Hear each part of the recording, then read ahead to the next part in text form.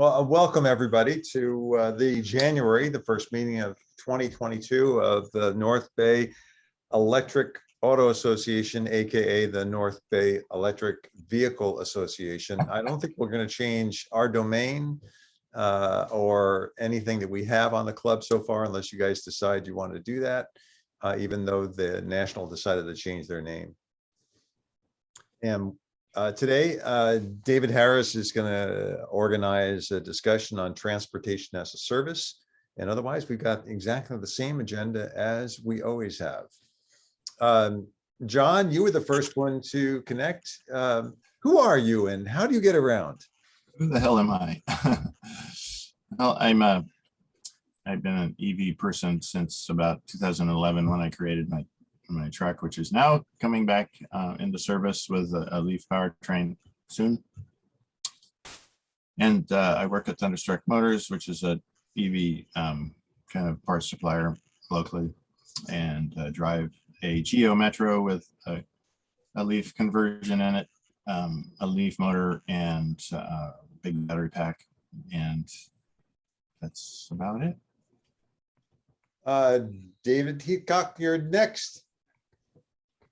I'm David Heacock, and from Fairfield. I drive a 1985 Vonte, which was converted from a gas car, and currently trying to redo a center console with a new screen and so forth. So, but it's still dry. I take things off of it, and it looks like wiring all over the place, and then I still drive it around.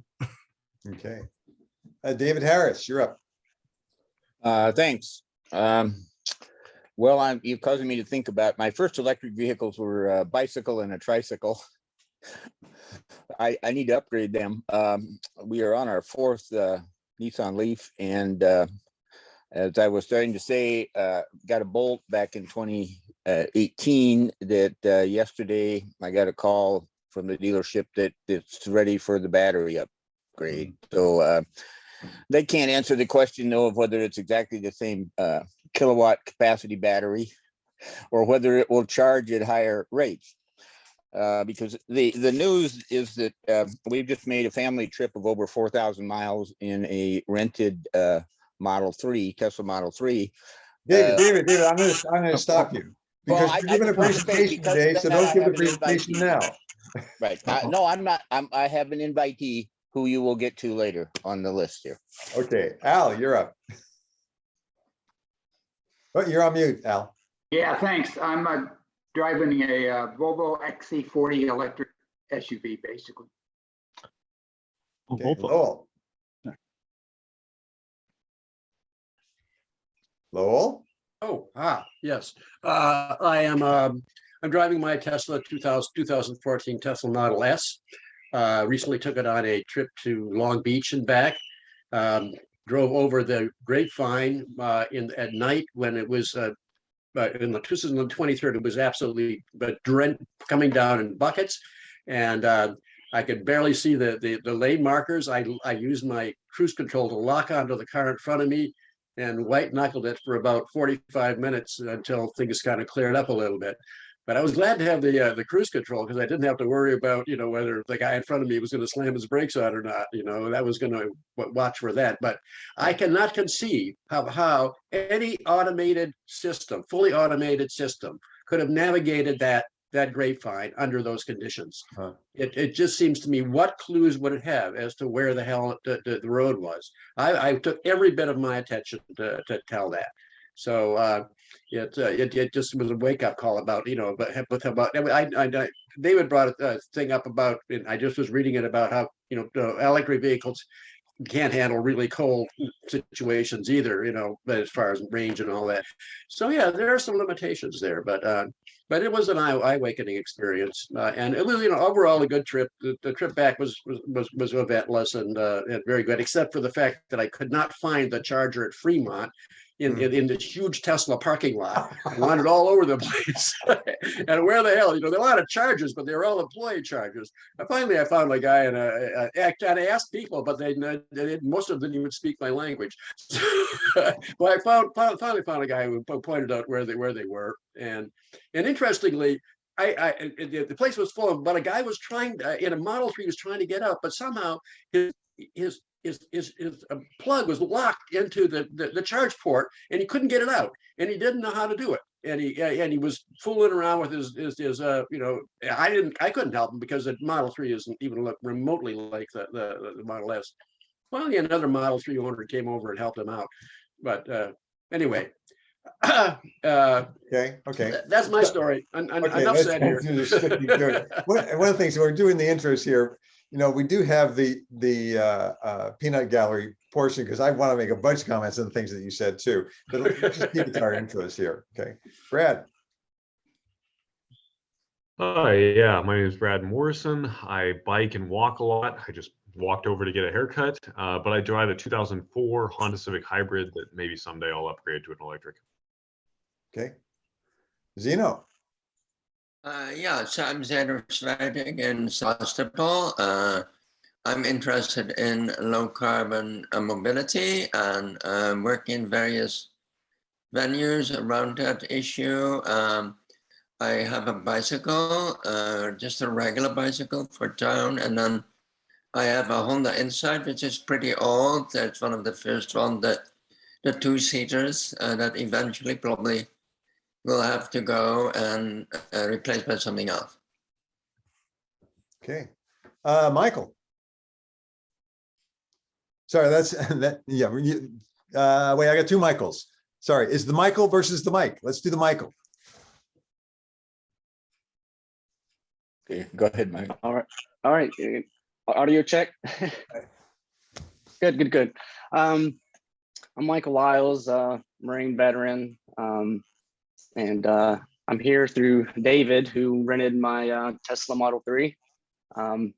I have two now, and we'll talk about that later. But I drive a 2020 Model 3 Performance, and including the self-driving package.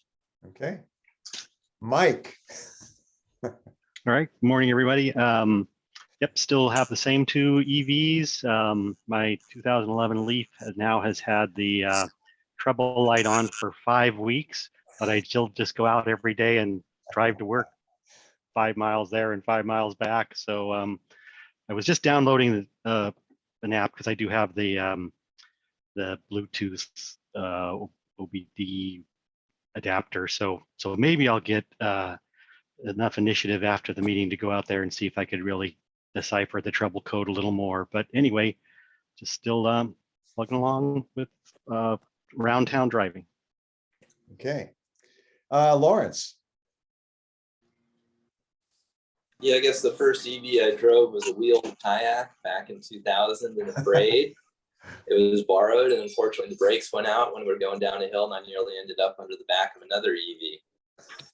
More recently, my girlfriend leased a Volt for 3 years, and now we're towards the end of a 3-year lease on a Bolt with a B. I also have an electric boost recumbent bicycle. Get around mostly by walking, and we just did a trip to LA and back in the Bolt. And of course, on the way back, we had the dreaded Electrify America DC fast charging issue, and we got stranded for a night. So if you've got a Bolt and you've got a heavy plug that goes into it, like Electrify America liquid cooled ones, and it doesn't work the first time, hold it or lift it a little bit, because the Bolt's inlet is poorly designed and flexes to the point where the weight prevents it from locking on properly. But once it locks in and starts charging, then you can let go of it. Anyways, so we spent a night in a hotel while I figured that out on the internet. And the next day we still couldn't charge at Electrify America. Apparently they lock you out for a certain period if you have any issues with them, but found charge points and other ones that did just fine. Great. Bruce. Morning. Let's see. I'm actually down to 5 electric vehicles now. I donated the Ford Ranger EV to the high school, and there are 3 folks there that are the primaries. There's a young lady named Courtney, and then Leaf, like Leaf Erickson, and then Cody. And they've got the vehicle. I've got a rebuilt battery pack that I purchased from Lanny Thomason in Eugene. He's become sort of the expert at Ranger EVs and has a little sideline with Toyota RAV4 EVs as well. So that's my next project. But for cars I'm driving, I've got my Tesla Model 3. I got to use Koenig easy install chains for the first time. We got 6 inches of snow. Wow. And they work great. They're pretty easy to get on and off. And I have Alan's Roadster, which is in the garage and might have to go to the Roadster doctor.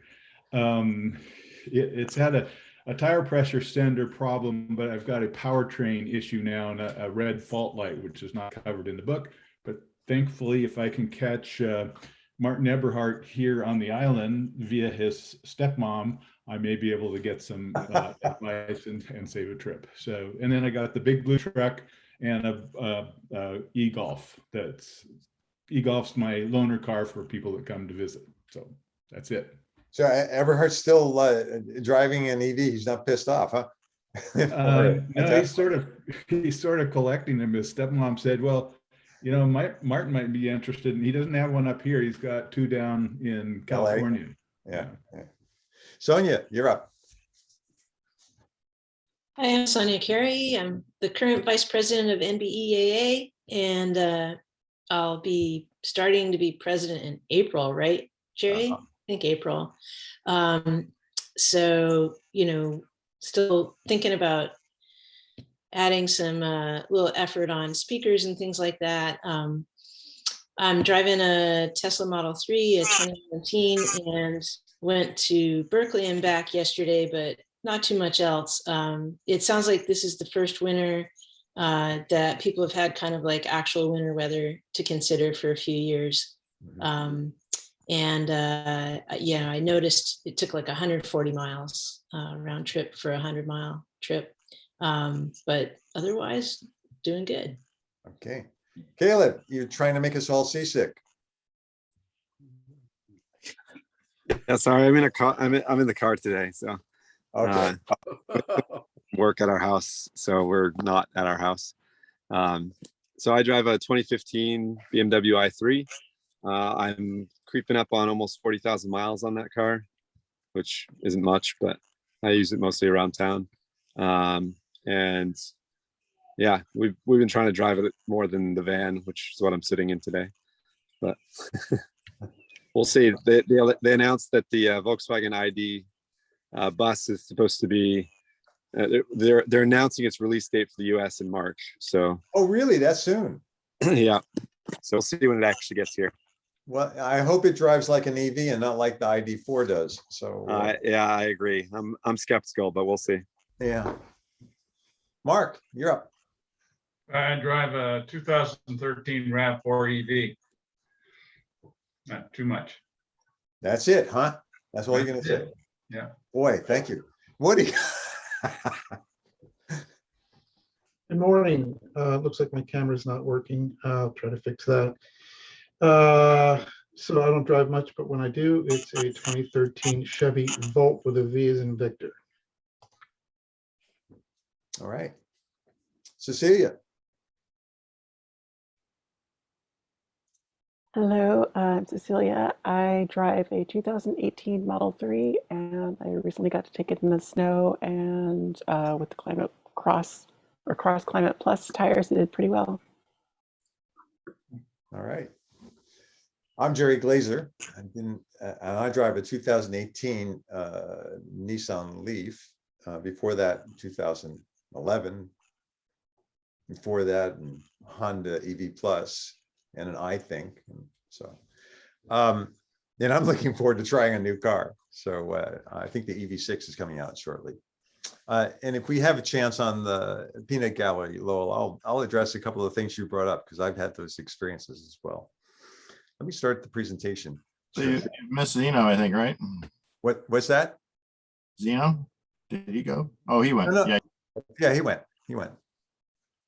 I didn't miss him. Oh, by the way, I don't bike and I do walk a lot around here. That's one of the things you can do in Sebastopol. Let me find the right place here. There we go.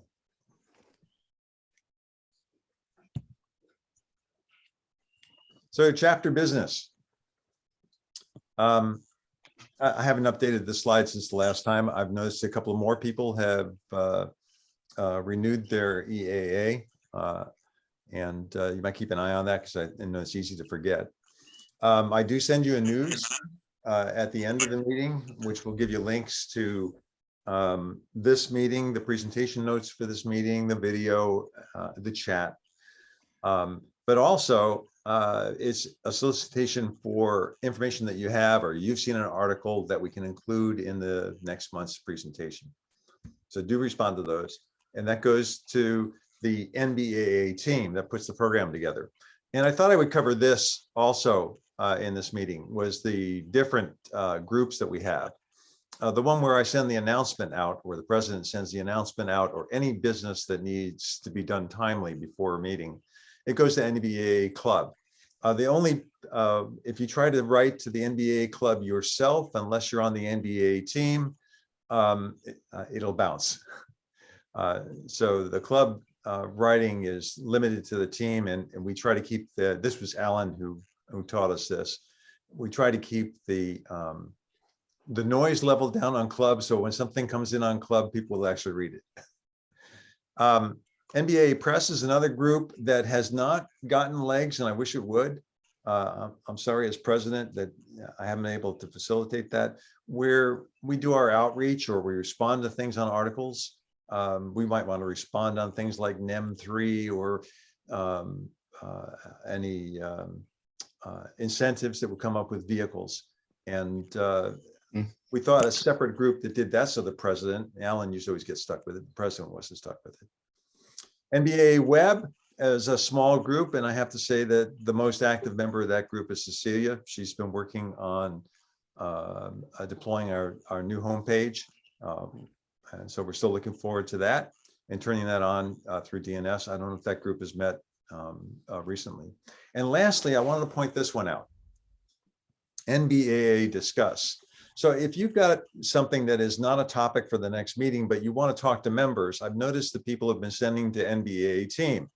That will go to 6 people.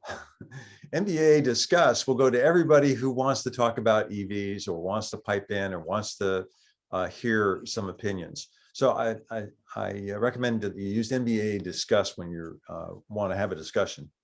And it does get responses fairly quickly. We're looking for speakers. We're always looking for speakers. So as members, find a speaker or find a video you think is worth sharing, and we can book a meeting on that.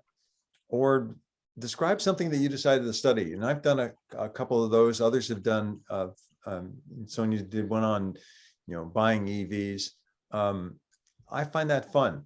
And so that's one of the things I've popped into. But consider what you might want to study. I might give a presentation on it, share your information.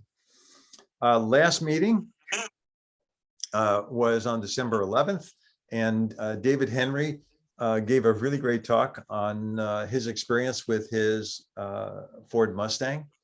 I liked especially his story about why they abandoned their Tesla. So watch that video if you missed the meeting. And then there's a presentation link here also that will take you to all of the notes from that meeting. If you noticed, we're not at Thunderstruck. Here in Sonoma County, the COVID Omicron is climbing. So we're going to stay with this until things break loose and we can start showing up in person again. And at that point, we may need a small team to think of how to make the virtual meetings continue. We've picked up members now in Southern California, Palo Alto, Eugene, Oregon. Bruce is up in Washington State. We actually have one member in London, England.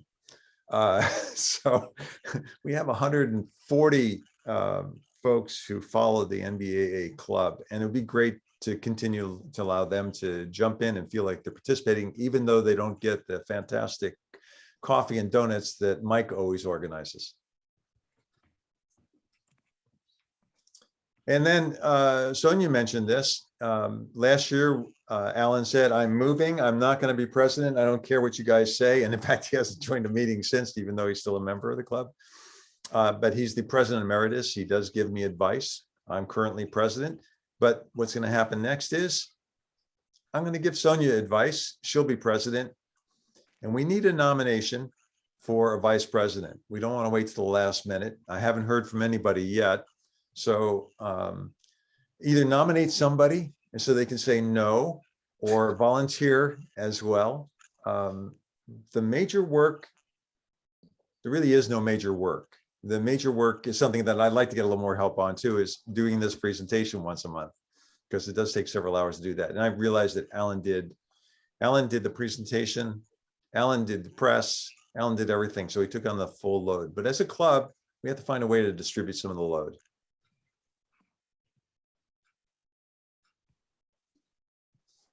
Okay, now I have to put my glasses on.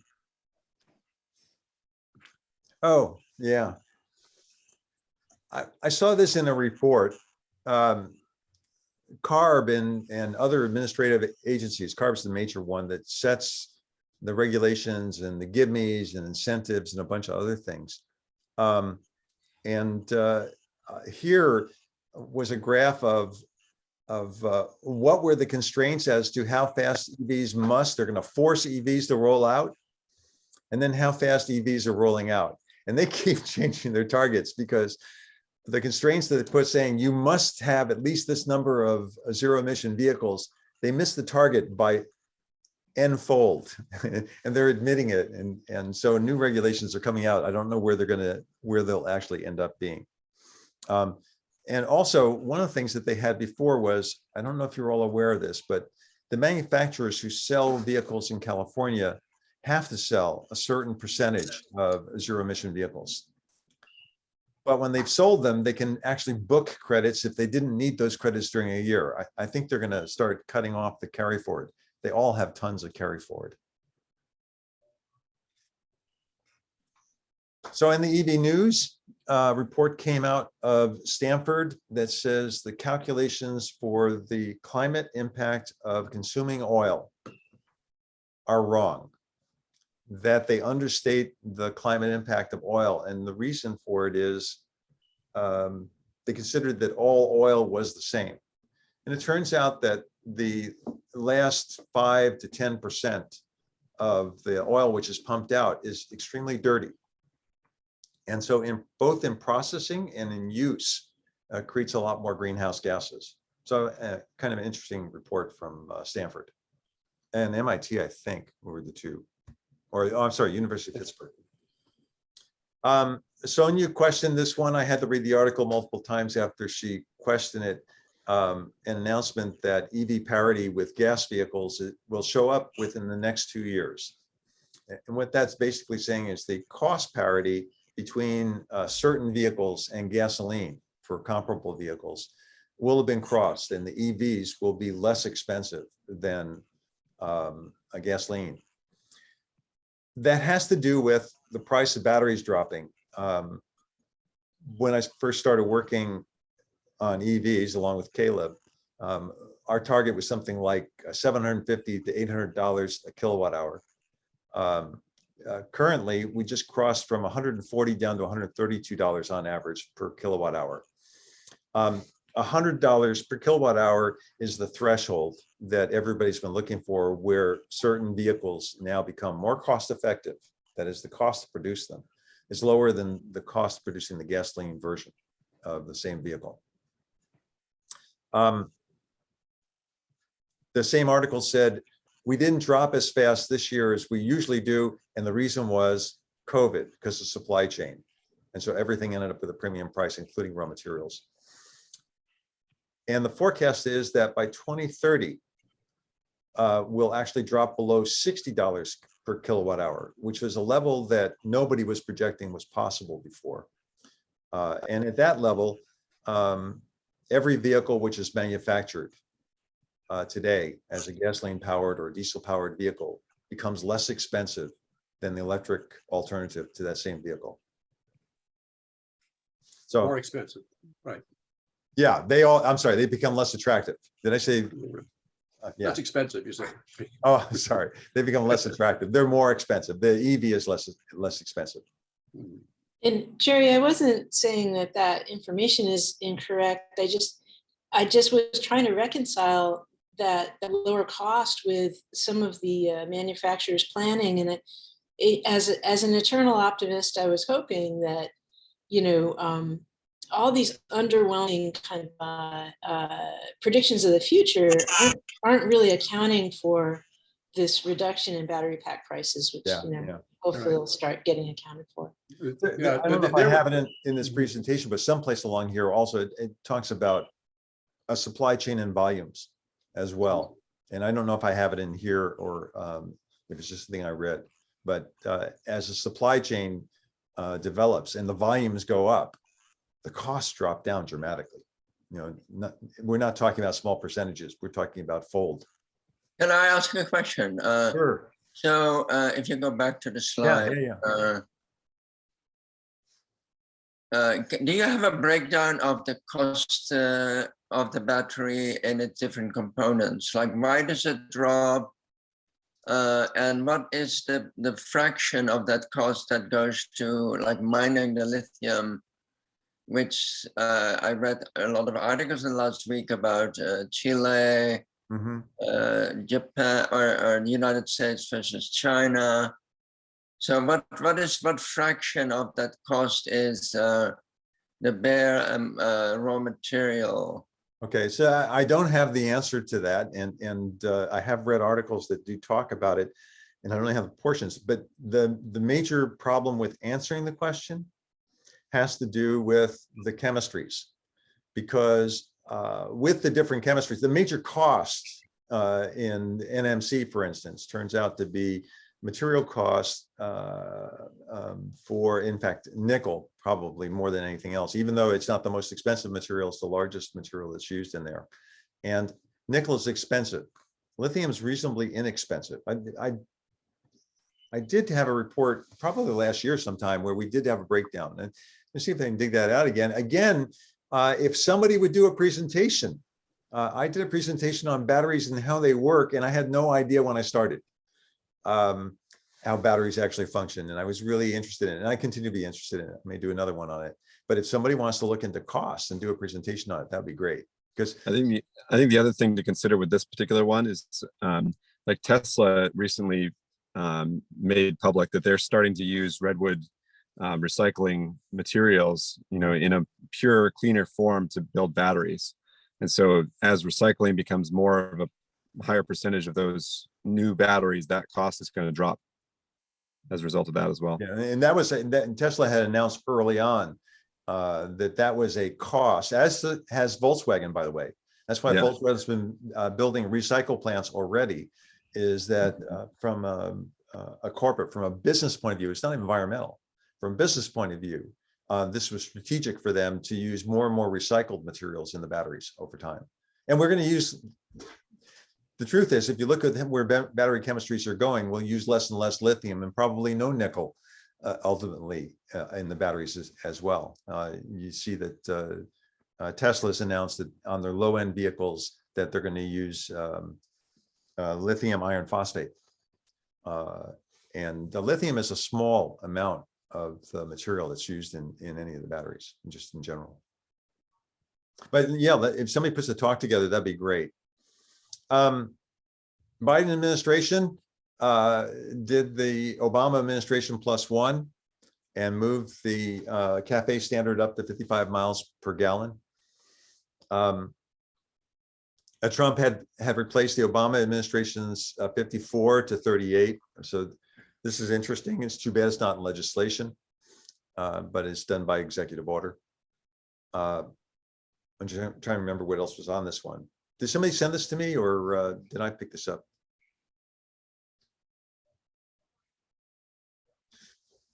Other articles that you did send to me about the 500,000 charge stations the federal government is working to support installing. And the federal government said by May, they will be issuing standards for charge stations. in Lowell, yes, I've had my plug get stuck into charge stations too. And I hope part of the standard is there's an emergency release button. So what does support mean? Does that mean they're going to have like federal ownership of a network, or are they going to have low interest loans of companies? I believe the major thrust was money. And they'll do some coordination. They've been identifying locations as well. So those were the two things that I had read. Beyond that, I don't know. In fact, that last bullet probably points out part of it. There's $2.5 billion in federal competitive grants for communities to improve charging network. Woody, I know, does it go in the energy team? Does it go in the transportation team? I'm sorry, what's the question? No, Dan? it's not a question. I was just pointing out that last bullet. $2.5 billion in competitive grants for specifically for communities to install charging networks. Uh-huh. So it'd be great for us to have a few more. Yeah, you know, I could report there's going to be gobs of money coming out because of both the you know, the $31 billion state budget surplus and the $45 billion coming from the feds and the infrastructure package. We're going to have, you know, just a lot of opportunity in the coming months. So I could do a sort of a report on that if you wanted a future meeting. Oh, that'd be great. Yeah, thanks. Announcement by the federal government to be carbon free by 2050, as long as we have administrations that continue to say that that's what they want to do. I thought the target of 65% reduction by 2030 was a really good one. And some of this I've reported on before, that they're planning on replacing 600,000 vehicles in the federal fleet and making them EVs. And then by 2035, only purchasing EVs. And they, in the same report, they had some examples of things that they've done. This one was news to me. Did anybody else know this one? That the largest solar array complex in the United States is at the Edwards Air Force Base? Nope. And it's nice to know that missile ranges can get microgrids, although we can't get one in Sebastopol. Are we going to get electric missiles? I don't know.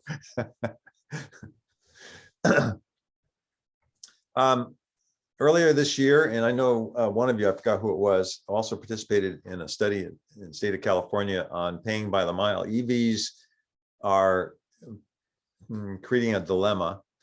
We've underfunded maintenance of highways and bridges for a long time. And with EVs, since it's funded a lot by your gas tax, we don't have a gas tax.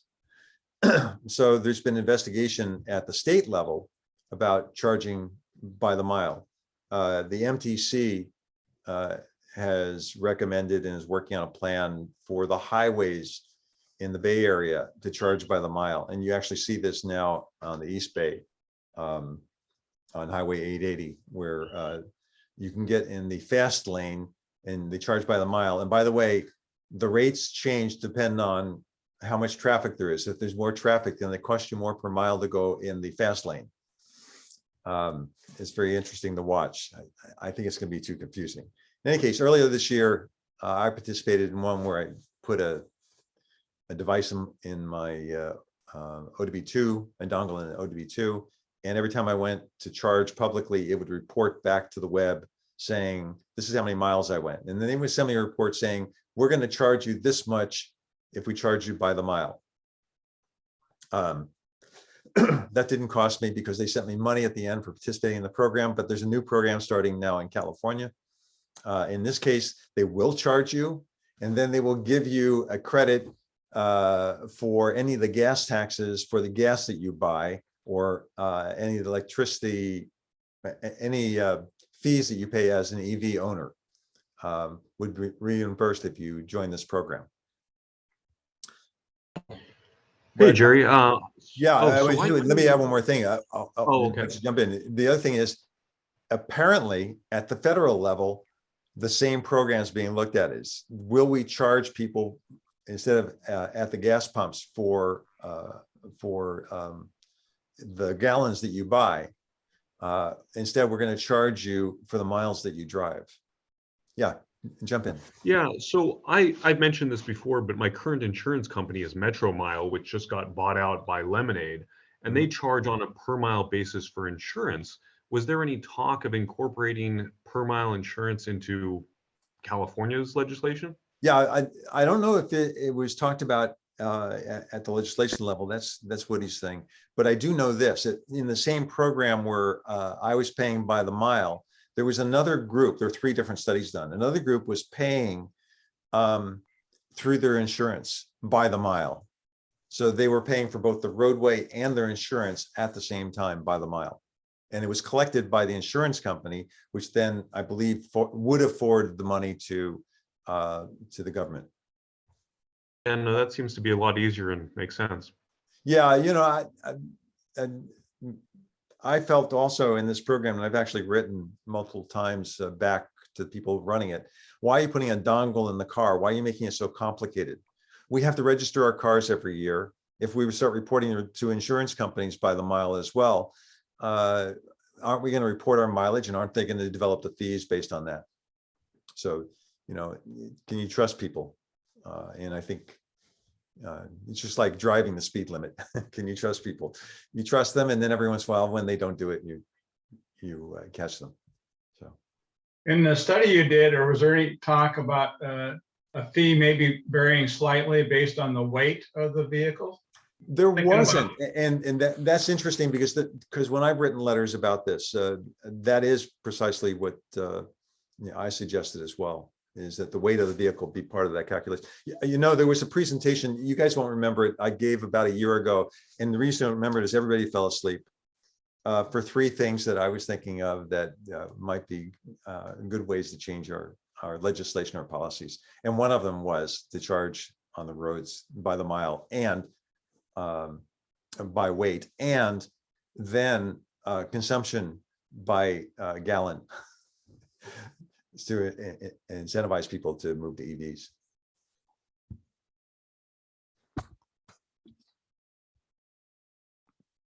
I saw this article. Did somebody else send this to me? I can't remember. Normal now, that EVs are now normal. It was a cute article. If you pop on the link when I send the post out, it showed a bunch of other things saying, you know, these were really exceptional. One of them was the remote control for your TV set. There's no buttons on my TV set. I can't turn it on and off without the remote control. I don't pull the plug. So the new normal, and EVs are coming in the same place. Later in the meeting, I want to bring up, we don't have a presenter for the next meeting. And when I saw this, it occurred to me that maybe we could have a collaborative meeting as we did once before.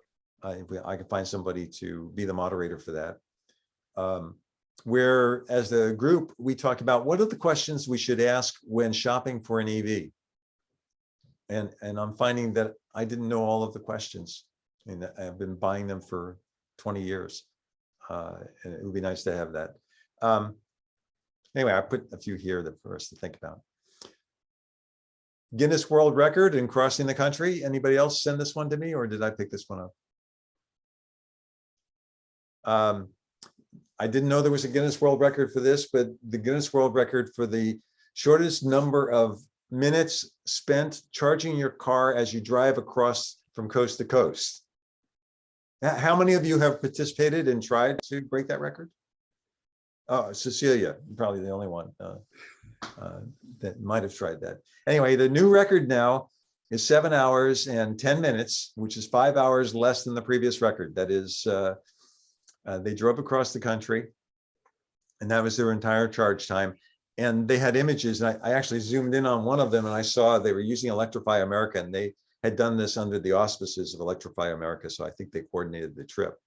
And 237 kilowatts was the power being dumped in.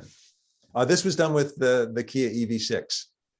So So what's the kilowatt capacity of the EV6? That is, like, how fast can you charge it? Is it that has to have something to do with this, right? Yeah, it does, because the EV6 has the capacity to charge at 800 volts. Okay. So now that changes the size of the wires and all the components, because the current now drops. I don't know the answer to the question, but I think I had it in a presentation either last month and the month before, because I'd gone through a review of the EV6. More showing up on the EV6 right now because they're starting to deliver. I actually got a text message from a dealer in Marin saying we should have it shortly for you to test drive. So I think its rated capacity is like 350 kilowatts. Wow. Yeah, I think it's something like that. Yeah, well, Electrify America is putting in 350 kilowatt chargers, and I have wondered what cars can take it.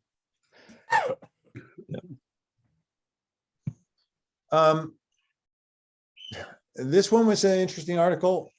This was Flow has partnered with Con Ed in New York City, and they're doing what I've seen in Europe in a lot of places. They're using the light poles and putting in charge stations. I lived in Sunnyvale. 52% of the population of Sunnyvale rents. I live in Sebastopol. 50% of the population rents. So for all those people who rent, they may not have an opportunity to be able to charge their vehicles at home. So they're going to rely on some public conveyance.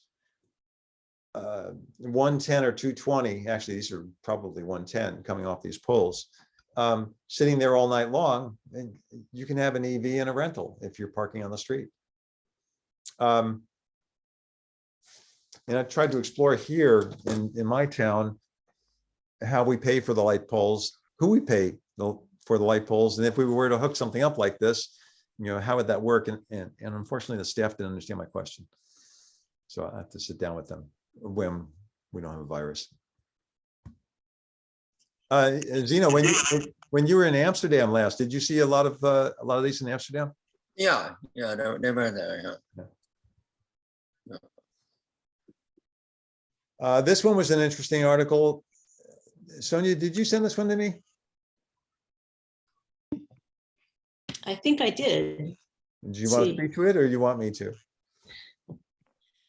Just orienting. Yeah. So this was one that I sent in, and Toyota had in January or February of 2021 announced that they were going to invest 20 billion or something like that. 15 billion, sorry. And so they've reconsidered the environment out there. I think that there's a lot of pressure on stock prices right now related to the ability to deliver electric vehicles. And I think that a year ago it was more around self-driving and autonomy in combination with electric vehicles that seemed to drive stock prices. But either way, Toyota corporate had to kind of perk up and pay attention and not defer based on, solid state battery goals that they have, et cetera. And so they said they'd be investing 35 billion now, and starting to electrify the Lexus line and build out a battery plant in North Carolina. And I'm just so impressed by these reluctant legacy manufacturers' abilities to kind of blow past, Tesla and other startups, even with their feet dragging, and I don't know how many times they're going to have to revise this from this month's announcement as well. So that's my peanut calorie comment on this. And one of the things I got out of this read too, I mean, there was a criticism saying, well, it was smaller than Volkswagen. So I actually looked up what Volkswagen's volume is versus Toyota's. Toyota's sells 2.1 million units a year. Volkswagen sells 9.3 million units a year. So you would think the Toyota probably can't spend as much as Volkswagen can on running after EVs. I thought the other thing that was in the article was this, now also announcing, this was substantial for me, that 70% of their vehicles that they sell by 2030, they're working on making them all EVs.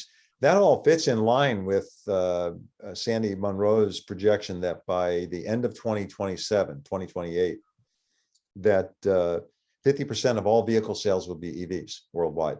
Now, it may not be the case in the US, but it's going to be worldwide. The US has been dragging its feet. Mm-hmm. The other thing was the market cap. And that seems to have influenced everybody more than anything else. And I wish I understood business better and could understand why Ford and GM suddenly are devastated and worried because their market cap is 1/10 of Tesla's. Even though their shareholders are not very happy with them. Yeah, well, their shareholders are saying, "Why didn't I invest in Tesla instead of you?" I guess that's it. Yeah, good point.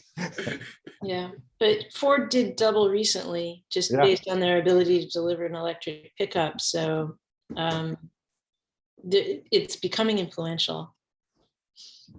Yeah, it is.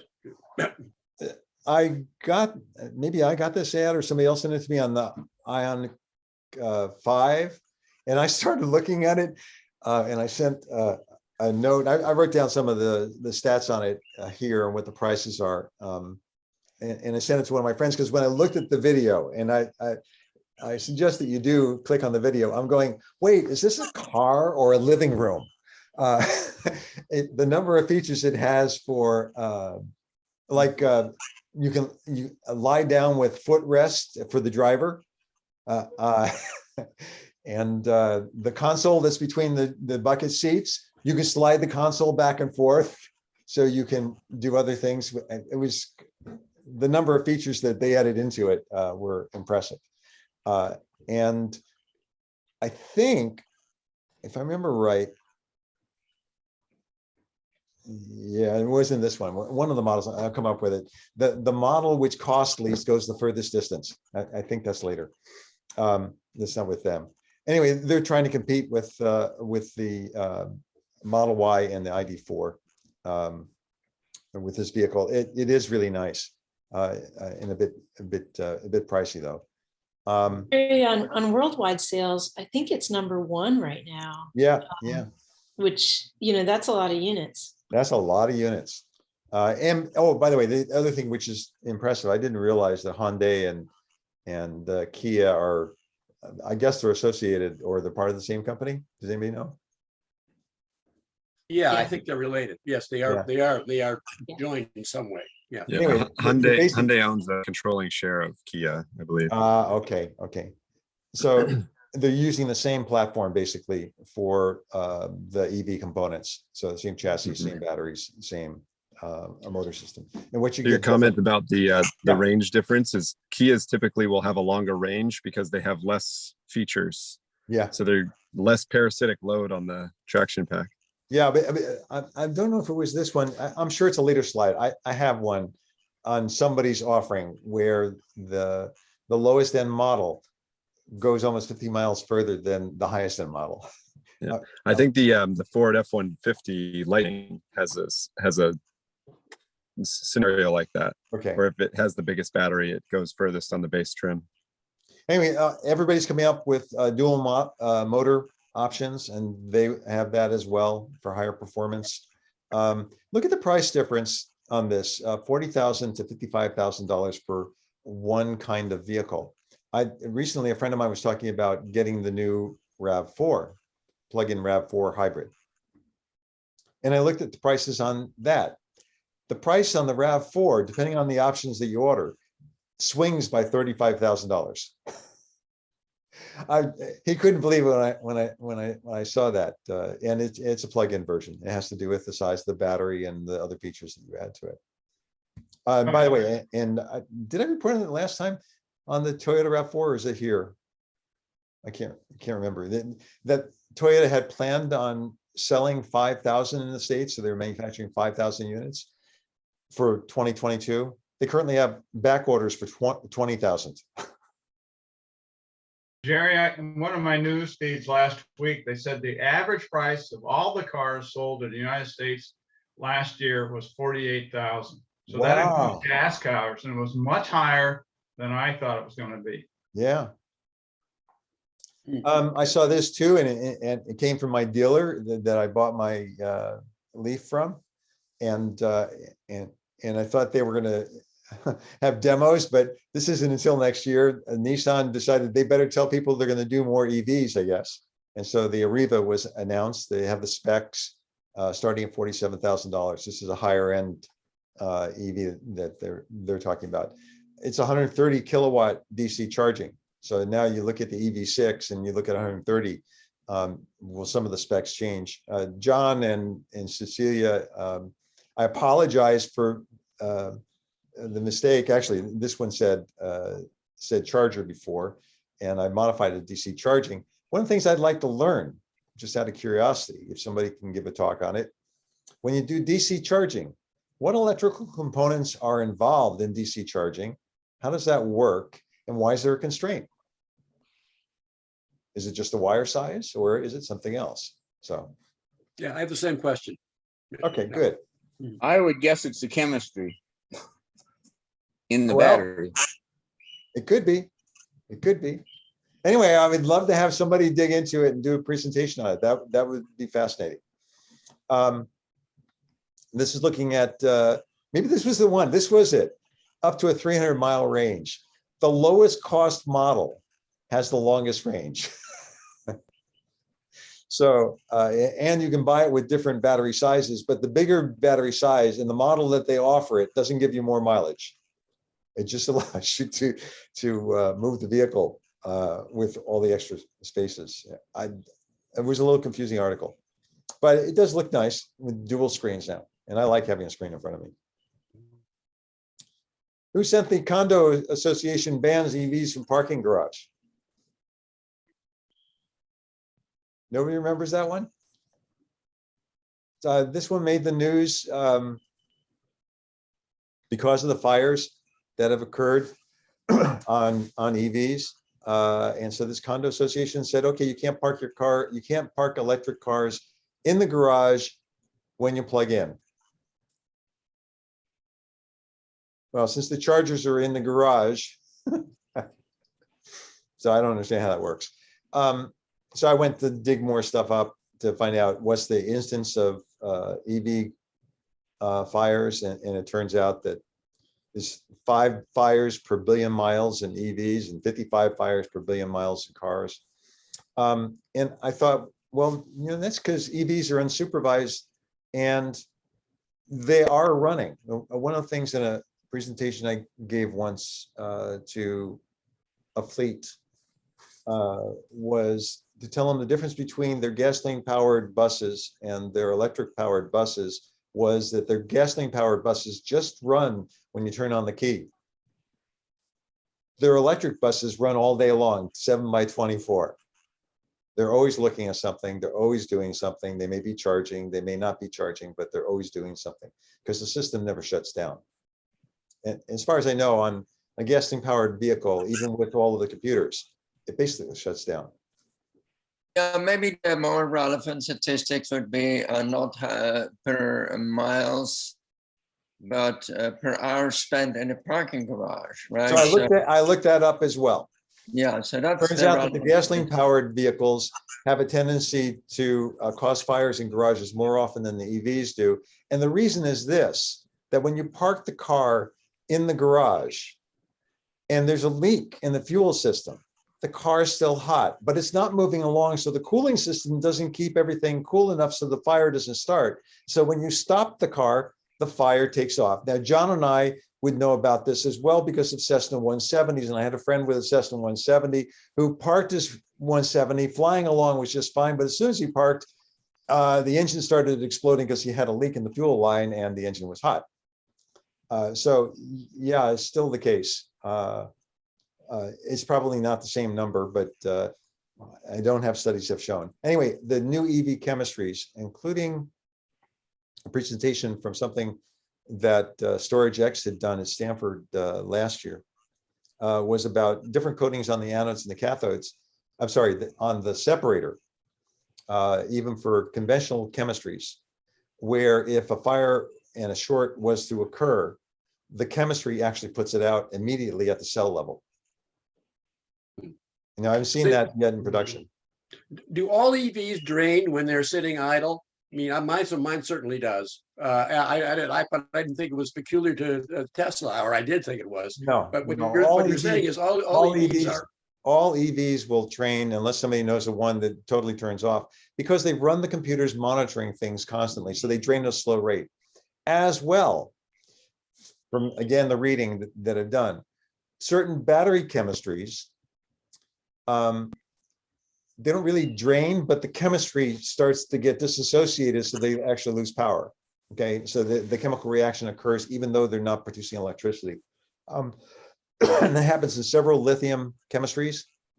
It certainly happened with other chemistries as well. Yeah, you know, just the regular batteries we used to have as kids, you know, the iron batteries, the lead batteries rather, did the same thing. So they'll discharge because the chemistry is still operating slowly. But it's different for different batteries. And that's one of the things to look at. If you remember the presentation I gave 2 years ago when I did the study work, that's one of those 5 quadrants, not quadrants, whatever, sectors, where they talk about, for this chemistry, how stable is the chemistry? So yeah, and Nissan Leafs, to answer that question from that point of view, I used to leave the Nissan Leaf plugged in the garage when I had the 2011 model like Mike has. And it would keep the battery charged, but I left once for 3 weeks and left it charged in, and it would turn on constantly to see if it needed to charge up, and it didn't, so it turned off. So the computer was running all the time. And since it was cycling back and forth, it drained the 12-volt battery. Not the main pack, but the 12-volt battery. So you're seeing it on the main pack, right? Right. Yeah. The trouble I've had with my Leaf has all been with the 12-volt battery. Yeah. Okay. I seem to have solved that now, but it was a persistent problem for a while. And I do know that Nissan, the Prius from 2004, 2005, whatever chemistry they used, it discharges over time if you leave the car parked. Yeah, some EVs recharge the 12-volt battery off the traction battery while it's off, and some don't. Lawrence, sorry, I will stand corrected. It's not some, almost all of them do now. Since Caleb and I worked on designs with people who had done designs earlier, that was a typical problem that they had because the designers never thought to do that. And so it is what's done on my new Leaf, for instance, absolutely does that. Right. Well, Yeah, the Bolt does not do it. I've known people who have Bolts with dead 12-volt batteries, but the traction battery was fine. Yeah. Well, my understanding has been, though, that almost all the newer ones will recharge the lead acid 12-volt at about 1.5 kilowatts, so that you can actually pull that much power to an inverter if you want to run appliances and stuff in your house. You can actually be pulling off the traction battery by just connecting to the terminals of the lead acid battery. The Bolt does that, but you have to keep the car on. People, find various ways to keep the car turned on because it turns itself automatically if it's not in drive. So some people put it in drive or low with the parking brake on, and then the car doesn't go anywhere, but it stays on. And there's other ways to wake it up occasionally, but I think that still varies by car. Lawrence, that information you just gave is if they clamp right onto the 12-volt battery? Yeah, exactly. Okay, fine. Because I know for the accessory outlets on most of the vehicles, that turns off unless you turn the car on. But I didn't realize that if you clamped onto it, you turned it off, and it were to recharge the 12-volt, it should do it. One would think. If the car's on, but with the Bolt, if the car's off, the high voltage, low voltage converter does not run. Okay, yeah. And like I said, that used to be typical for all the older ones. I'm finding that most of them now wake up on a regular basis to check the 12-volt battery, because without that, they're running their computers using the 12-volt system, not using the high voltage system. Yeah, I'd like to add one other comment to this condo ban. There may be an angle that is in their mind, although it's not in our discussion, which is liability. Yeah, so if a condo puts electric charging in a closed garage, it becomes liable for malfunction or fires that are caused by charging, right? And so that could be part of the fright.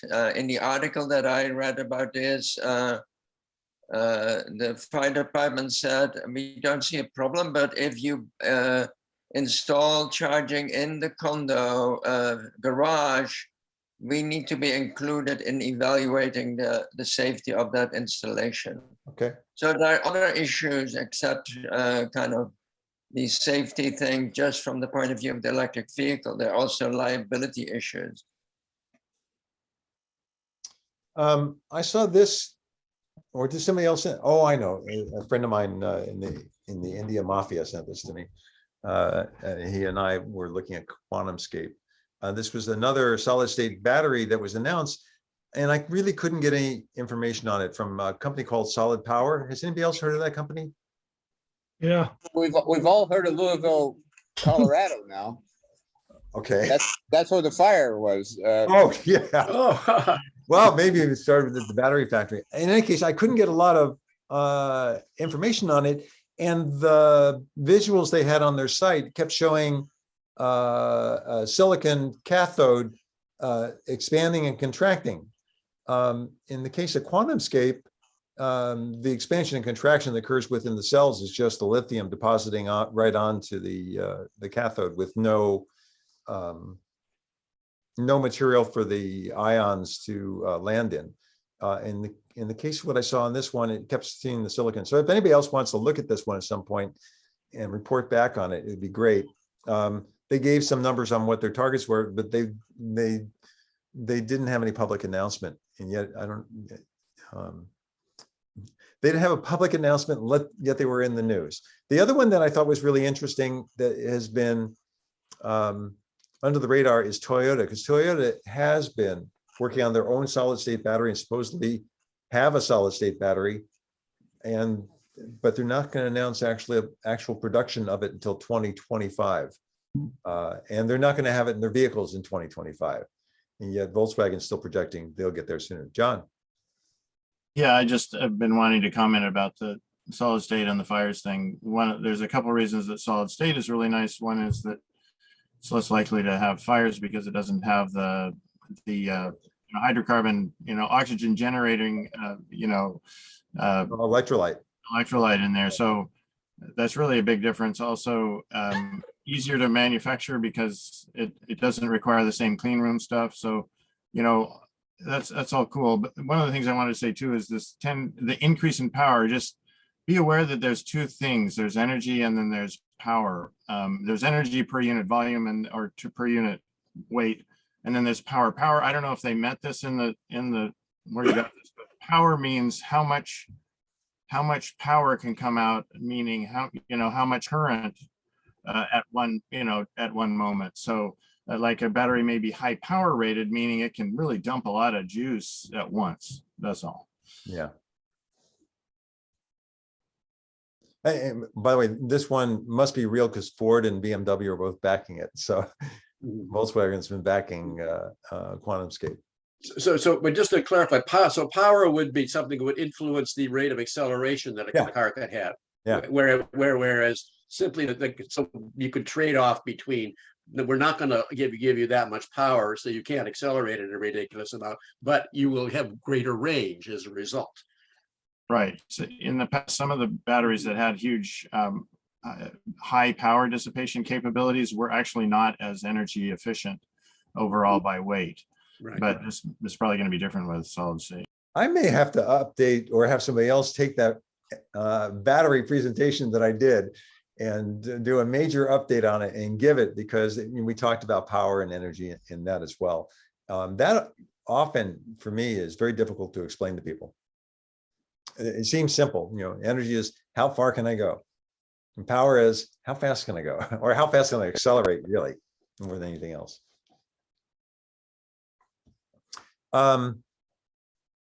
This one I thought was interesting. I guess I found this one. This is in Palo Alto, an EV company that has opened up. And they've been working for years and didn't just open up. But they've now been allowed to start doing flight testing. We're going to see a lot of this now because there's over 200 companies working on electric airplanes. And a lot of them are well developed and they've spent over 10 years on it. The problem was that the FAA had no way to regulate them. So they just announced about 3 months ago, they had a way of regulating them and measuring them and saying whether something was certified or not. And all of these are targeting basically a shuttle business or delivery business. But this one I thought was interesting because it was in Palo Alto and I'd never heard of it before. Had been in the area for years with a 60-mile range, 150 miles per hour. So it's going to jump, take you to San Francisco and recharge.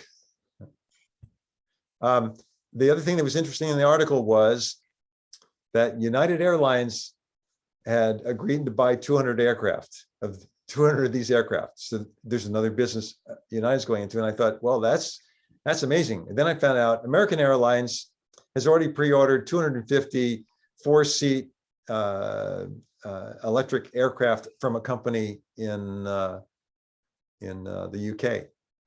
So we're talking about small taxi services, and the airlines now think they don't want Uber and Lyft to own it.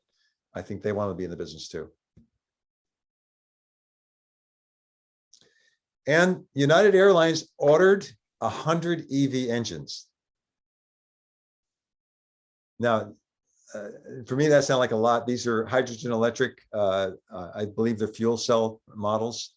They're commercial fuel cell models now available. And United is planning on using this for all their shorter range aircraft.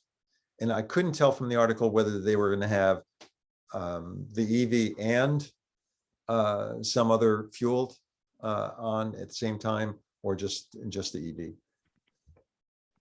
EV. Again, the numbers are the things that amaze me.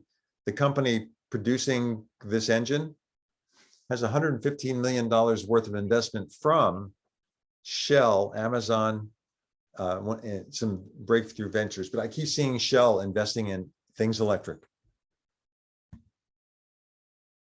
Okay, input from the peanut gallery. Lowell, I just wanted to jump in on your story, grapevine story.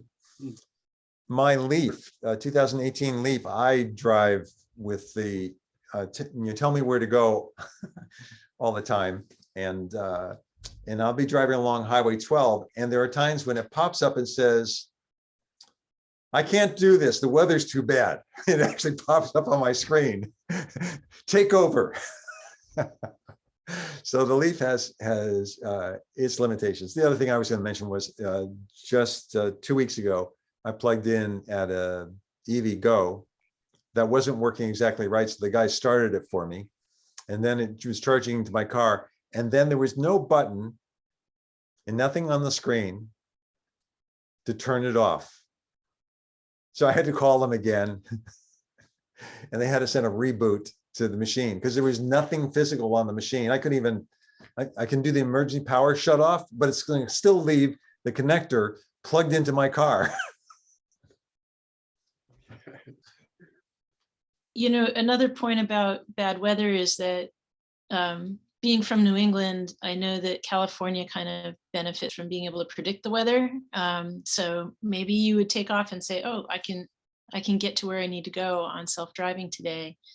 But in New England, you can't ever really say that, I wouldn't think. You know, you have to kind of be prepared for stuff that comes up. And the weather's a lot less predictable.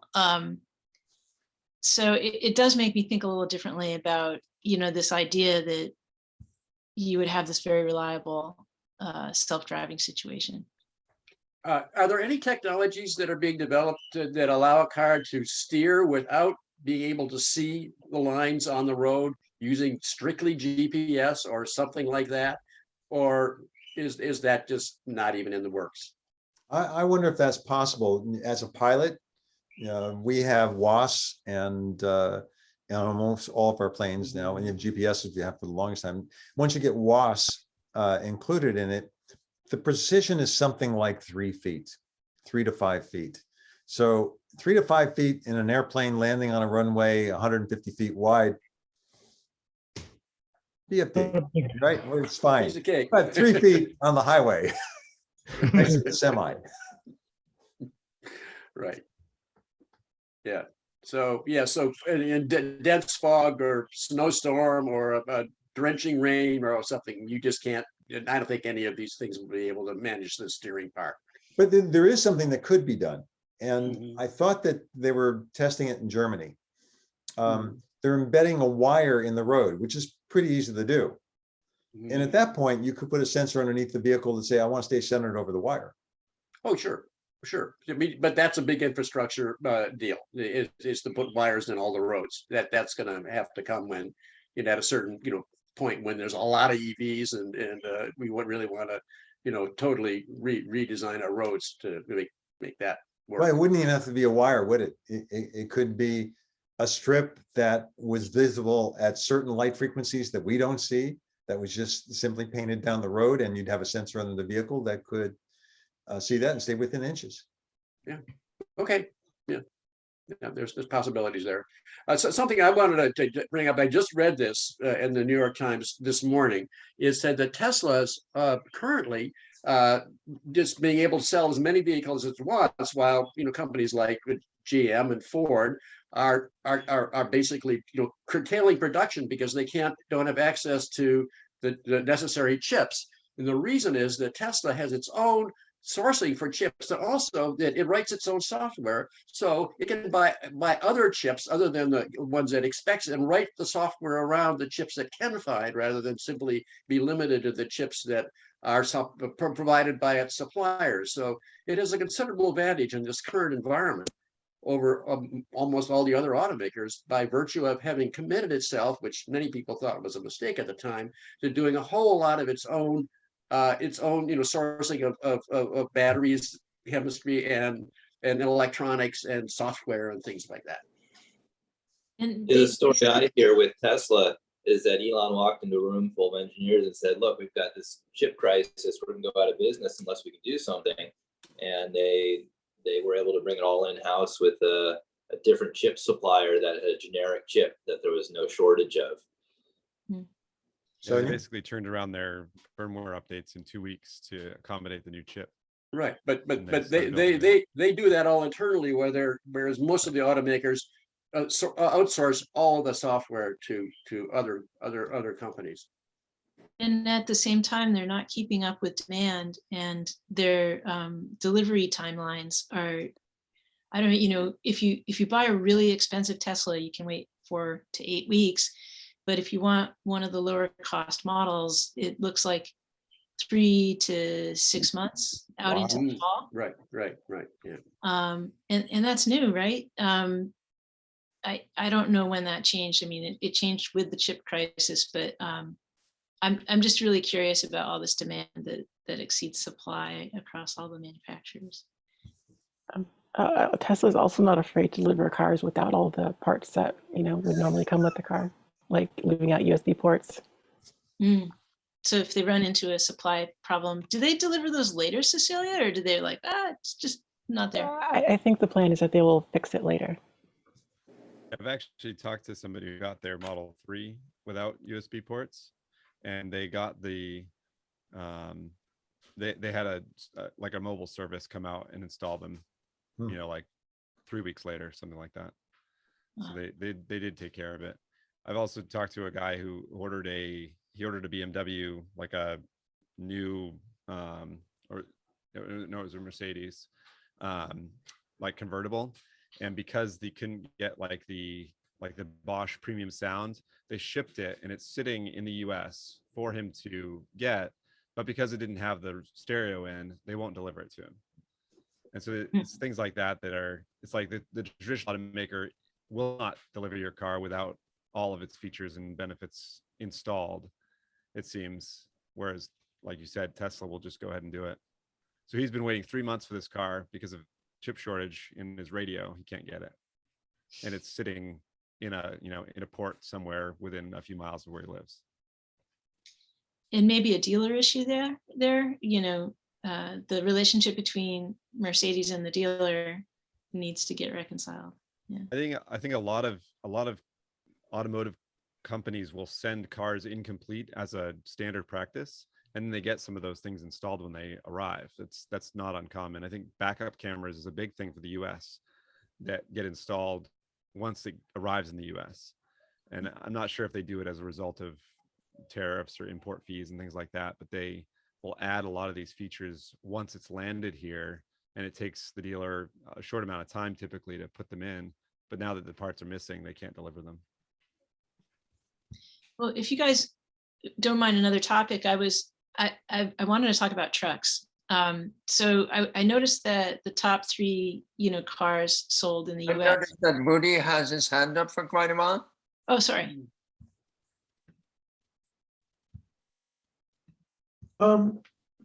Zeno, but Sonia, go ahead if you want to bring up a different topic, and I'll hold my thought. Okay, I'm kind of leading into, I'd like to create, a presentation for a future month, and I was thinking about doing it on trucks. And I was wondering if anyone might want to partner with me on that. And why I was curious is that the Ford F-150 Lightning is going to start shipping, and the top, in terms of the top cars being sold overall, regardless of engine, the top 3 are all pickup trucks. So while we all have a lot of EVs to choose from now, we're not reaching that market. And I don't even know, some of the questions that I have are, why does everyone need a truck? I know some people need a truck. And what do they use them for? Because I think, sometimes they are business reasons and recreational reasons, and there might be some other reasons. And what's the timeline for each of the big manufacturers other than Ford, and how are they going to get built out?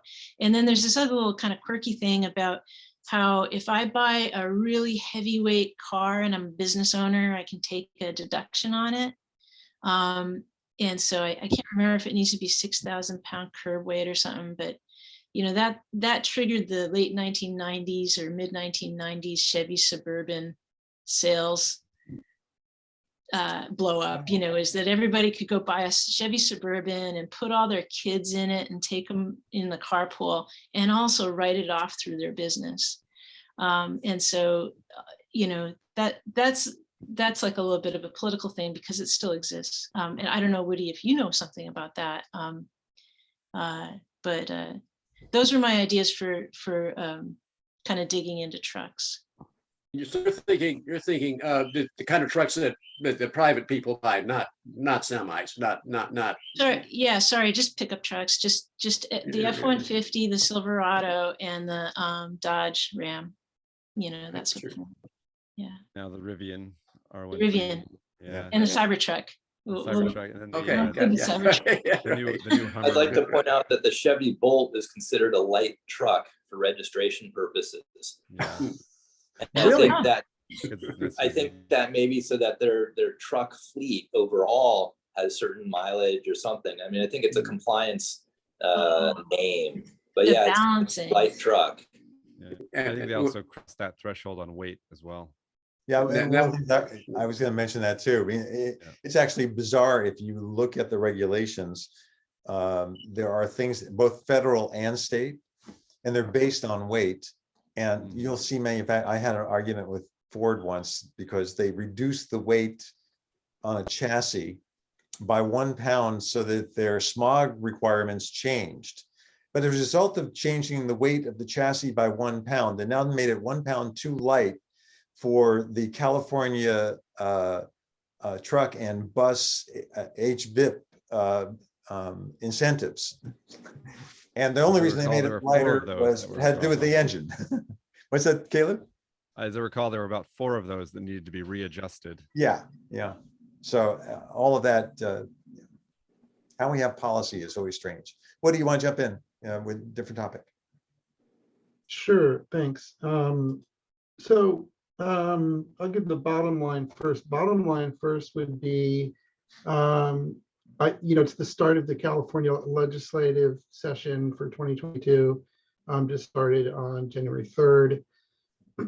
And unless anybody else wants to do it, I could, I keep my ear to the ground on state legislation, including legislation relating to electric vehicles. So I'd be happy to, at a future meeting, and I would think it would probably be the March or maybe April meeting to do it, to give a broad brush of the legislation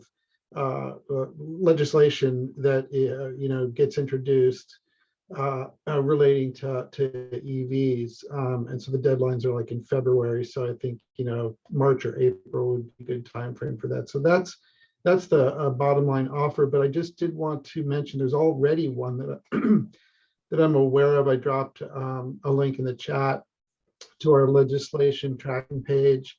It's AB 1218. And if folks recall, back in September of 2020, Governor Newsom, excuse me, issued an executive order. Hold on just a second. Issued an executive order that sets 2035 as the date year that the final year of registration of gas-powered vehicles in California. It's very early, so the Climate Center, the organization I work for, my day job, we haven't taken a position on it. My recommendation is going to be support if amended, and the amendment would be moving that up to 2030. Anyway, it's a bill that I would think, we'd want to pay attention to, track. People can weigh in, urge their assembly members and senators when it gets to their committees to support it and move the date up, and that kind of thing. And this is important because even though it might sound like a long way off, having a bill like that and having a deadline of something like 2030 is something that'll really send a signal to the auto manufacturers and the industry in general that the writing's on the wall, that it'll accelerate things. That's the thing. So anyway, that's what I wanted to share. That would be great to, I know you started the meeting saying that there's a lot of money coming in too, and some of that's not statewide, but to hear from you in March or April on some of that would be great too. Yeah, and actually, yeah, and that might also be a fine time frame for the dollars. But yeah, I could combine the two. It's true, you're right. It's sort of separate because there's some federal dollars, there's some state dollars, there's some state dollars that are already in the pipeline in the budget that are there. And it's not chump change. There's some significant dollars coming for infrastructure development and whatnot. So yeah, I mean, that could come sooner. That maybe do that one in March, and then the legislative update in April, something like that. Anyway, we can work that out, but happy to do it. All right, I'm going to move us forward into our presentation. David, do you want to do the share? Is that the way you wanted to do this? Yeah, but I can start talking. Well, you go ahead and do the share. Yeah, I want to do it whichever way you want to do it. Yeah. Well, yeah, if I share my screen right now, all I've got up right now is everybody. So let me say, we've just returned from over 4,000 mile trip in a rented Tesla Model 3 that we got through TURO. And through that connection, I mean, what led us to that, having two EVs, it is the whole charging rate. I was using a better route planner, ABRP, that software, and you can put the characteristics of your vehicle in, and plus it knows the characteristics, and the difference in the charging rate for a Chevy Bolt and a Tesla Model 3, is significant. It's a factor of 2 or 3. So you spend so much more time charging a Bolt, and Tesla certainly has a much larger and more reliable charging network. So that's what tipped me. And I have known for about 5 years that there are peer-to-peer rentals of Teslas that have been, since before the Model 3 came out. Even there were people offering Model S's that they would meet you at any airport in the Bay Area. And when I first told Alan this, he was incredulous that who would want to rent their Model S to an unknown. You're putting your asset at risk there. But now, and so I had first looked at renting a Model S to go to South Dakota way back in, more than 5 years ago. And Tesla's network wasn't enough to do that. But now for this trip that we took recently to Colorado and Texas, I can say Tesla has a pretty robust network of chargers out there.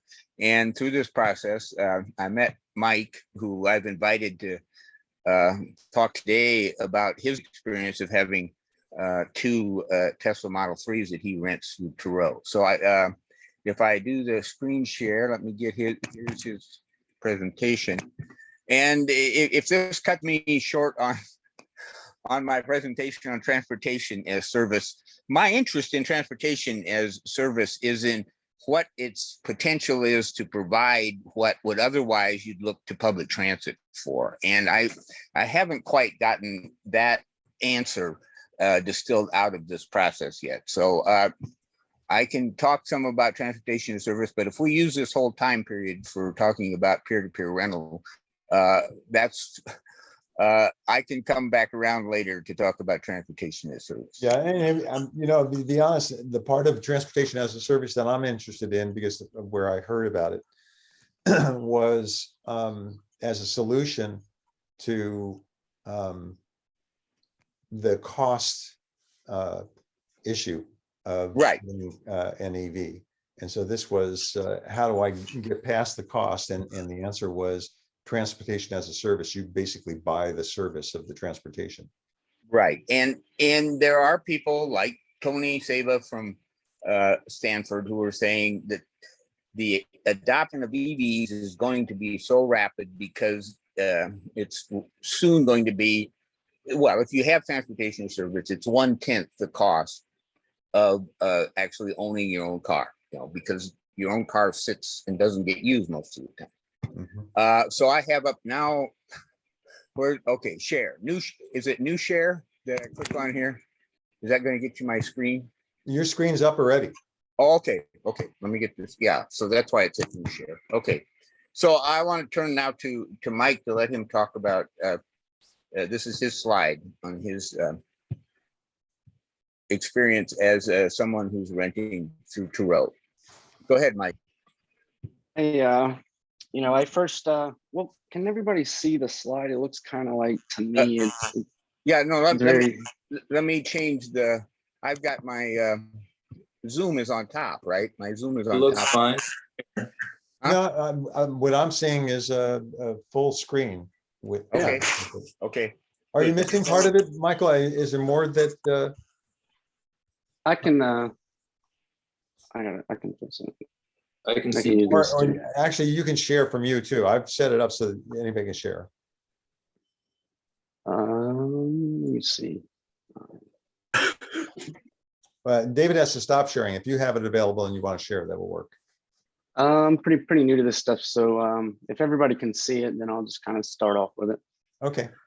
Well, what is TURO? I think we've kind of covered that already a little bit. It's a ride-sharing platform for personal vehicles. And of course, the question becomes, why would you do that? And I can give you a couple instances of where I enjoy it, and it's been a great idea. And then there's been a lot of that have been terrible ideas, and just people should treat personal vehicles different than rental vehicles, but we'll get into all that later. How I found out about TURO. I had the Suburban we were talking about earlier around 2011, and I got a Prius, a 2012 Prius C, about $20 for a full tank, and great mileage. No horsepower, but great mileage. And so you buy things you believe in. You believe in technology, you invest in it. You put your money where your mouth is, so to speak. And I've been thinking about getting a Tesla, for quite a while. And during quarantine, you're not quarantine, I'm sorry, COVID lockdown, you're shopping a lot or a little more than usual. So I actually bought my Tesla Performance Model 3, it's 2020, on the phone. I had never been inside of a Tesla. I had never really seen one up close, much less driven one, because we all know it's not, very easy to test drive one. As a matter of fact, I've never heard of anyone actually being able to do that. So, I said, I'm going to get a Tesla. It's going to put me around other like-minded people, and just kind of introduce me to something new, like take a big step. And so I did, and I can't charge here. I live in an apartment, and I tried plugging in the 110 one time on the outside, and they told me I was stealing from them. So I don't know how many dollars that might have been. So I have to go to the supercharger in what's that, Coddington, all the time with both of them. So it says in my listings here about my Performance new, and it was actually, I did DoorDash and Instacart, but one day I met a gentleman at the supercharger, and he told me about TURO, and that kind of changed my life in a way. And it was kind of one of those things that it's kind of surprising what happens, so I listed it, and it got rented often enough where I was walking to the grocery store. I got a brand new car and walking to the grocery store. So I decided to go ahead and get another one. So at least I would have something to drive, and I could start paying off the vehicle for my daughter and stuff like that. So I did list that, and there were times towards May and the summer, and I'll show you a graph in a second, that they were both rented. And as the rush, the tourism and everything over the summer kind of started cooling off, it was time for school, and I kept my Performance to take her, and then I would rent out it's a rear-wheel drive long range Model 3. So and David took it on the longest trip. It was about 2 weeks. He said 4,500 miles, David, something like that. It was 4230 in 10 days. Wow. Yeah, you ready for the next slide? Not yet. So I've been doing TURO about 1.5 years, and it's kind of like compared to Airbnb. So you have to kind of establish a profile and a history before, so that I had, put it pretty cheap, maybe $150 or something like that a day for, that kind of vehicle. And so over time, I've managed to get up to 71 trips, and was able to achieve all-star host, which is really tough because TURO is incredibly strict on their hosts. So we'll get into some of that later. But this review right here, if anybody has read it yet, there's often 2 issues to face. One, somebody's never used TURO, and 2, somebody's never been in a Tesla that has no idea how it works. So it's frightening because everyone comes from somewhere different. So you never know. And the education and exchange process before the rental, during and after, usually is pretty good. And that's kind of when you get a feel. Not everybody, I think that TURO should do a better job of screening drivers, and they got that feedback. Because as a host, I really don't even see anything about the renter except the trip receipt and things like that, or if they message me with questions. So next slide then. All right, don't get excited about the earnings over there. They're not as glamorous as they seem. But these are the performance metrics I was talking about, the acceptance rate. So you can have it instant booking, or you can have to where you have to approve it. But in order to get the most rentals, instant booking, a lot of people book last minute. So it's pretty much all acceptance rate right here. There was one guy that had no, I just said no on that one. Commitment rate, see, it's pretty close right there. 2 trips I didn't get. So, a 3-hour window for instant booking, you can adjust it down to. So somebody had rented at 7 a.m., stood up at 10 a.m. and woke up at 11 a.m. So you can see how hard that hit me out of 69 trips, just to 5-star ratings. I'm happy to say that I've earned 100% of those. You know, that's not easy. I've had to bite the bullet on some money every now and then, but you know, obviously you can see over time that pays off quite well. Reasons for renting. It's been, you know, I had a guy take this kid to Disney, real estate agents, you know, taking clients to a nice place, general interest in EVs, or during the last spring and summer, there was no rental vehicles. So I would hear that from renters that, you know, that's the only option that they had sometimes. So the earnings over here, you start January. I didn't get the second Model 3 until right about here. So you can see I'm kind of gradually increasing the price and frequency, and then just boom, there it is. And it kind of dwindles over the summer. And then there's some repairs that had to happen. So it kind of looks like that. You know, I'm good with that, because here's when we started with school and stuff. There's only one vehicle mostly at this point. Trip earnings. Now there's a lot that they don't include. Taxes, maintenance, tires, damages. You know, this might actually be around like $8,000 maybe after you're subtracting all that. And then, you know, that comes out enough to where it pays the insurance on both and the car note on both. I don't know if anyone has Tesla insurance, but it was the same cost to insure my 2020 Model 3 Performance as it was to insure my 2012 Prius C, about $130 a month. And you don't have to drive a Tesla to have Tesla insurance. And there's only a couple states that they have that available, and we are one of them. Let's see. Reimbursements are typically like supercharger fees. It just it's plug and go for the renter, and I'll get an invoice from Tesla, and then I'll just add those up and submit them for reimbursement. So that's what this is. Missed earnings would be that situation that I just described. With I wasn't awake. So they tend to add that up. So there was two, like I said, where that happened. Let's see. Life as a TURO host. It is how you make it. And so, you know, I couldn't afford these payments without renting them. You know, I took the leap and got another one, but I'm not starting a car lot. So I have it to where it's the most convenient for renters. And, you know, that reflects in the ratings, and that reflects in the trips. Now, if you go to San Francisco, there's guys that have been doing it for years. They have 200 or 300 trips.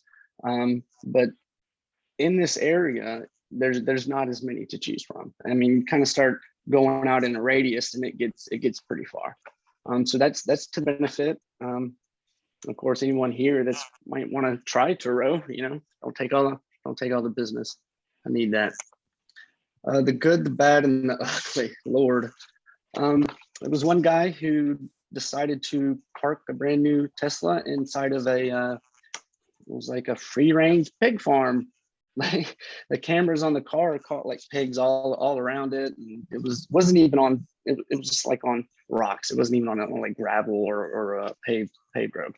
So I don't know. There was a situation where there was this underage kid, because you have to be over 25 to rent vehicles of a certain luxury value or whatever, and they have different tiers for that.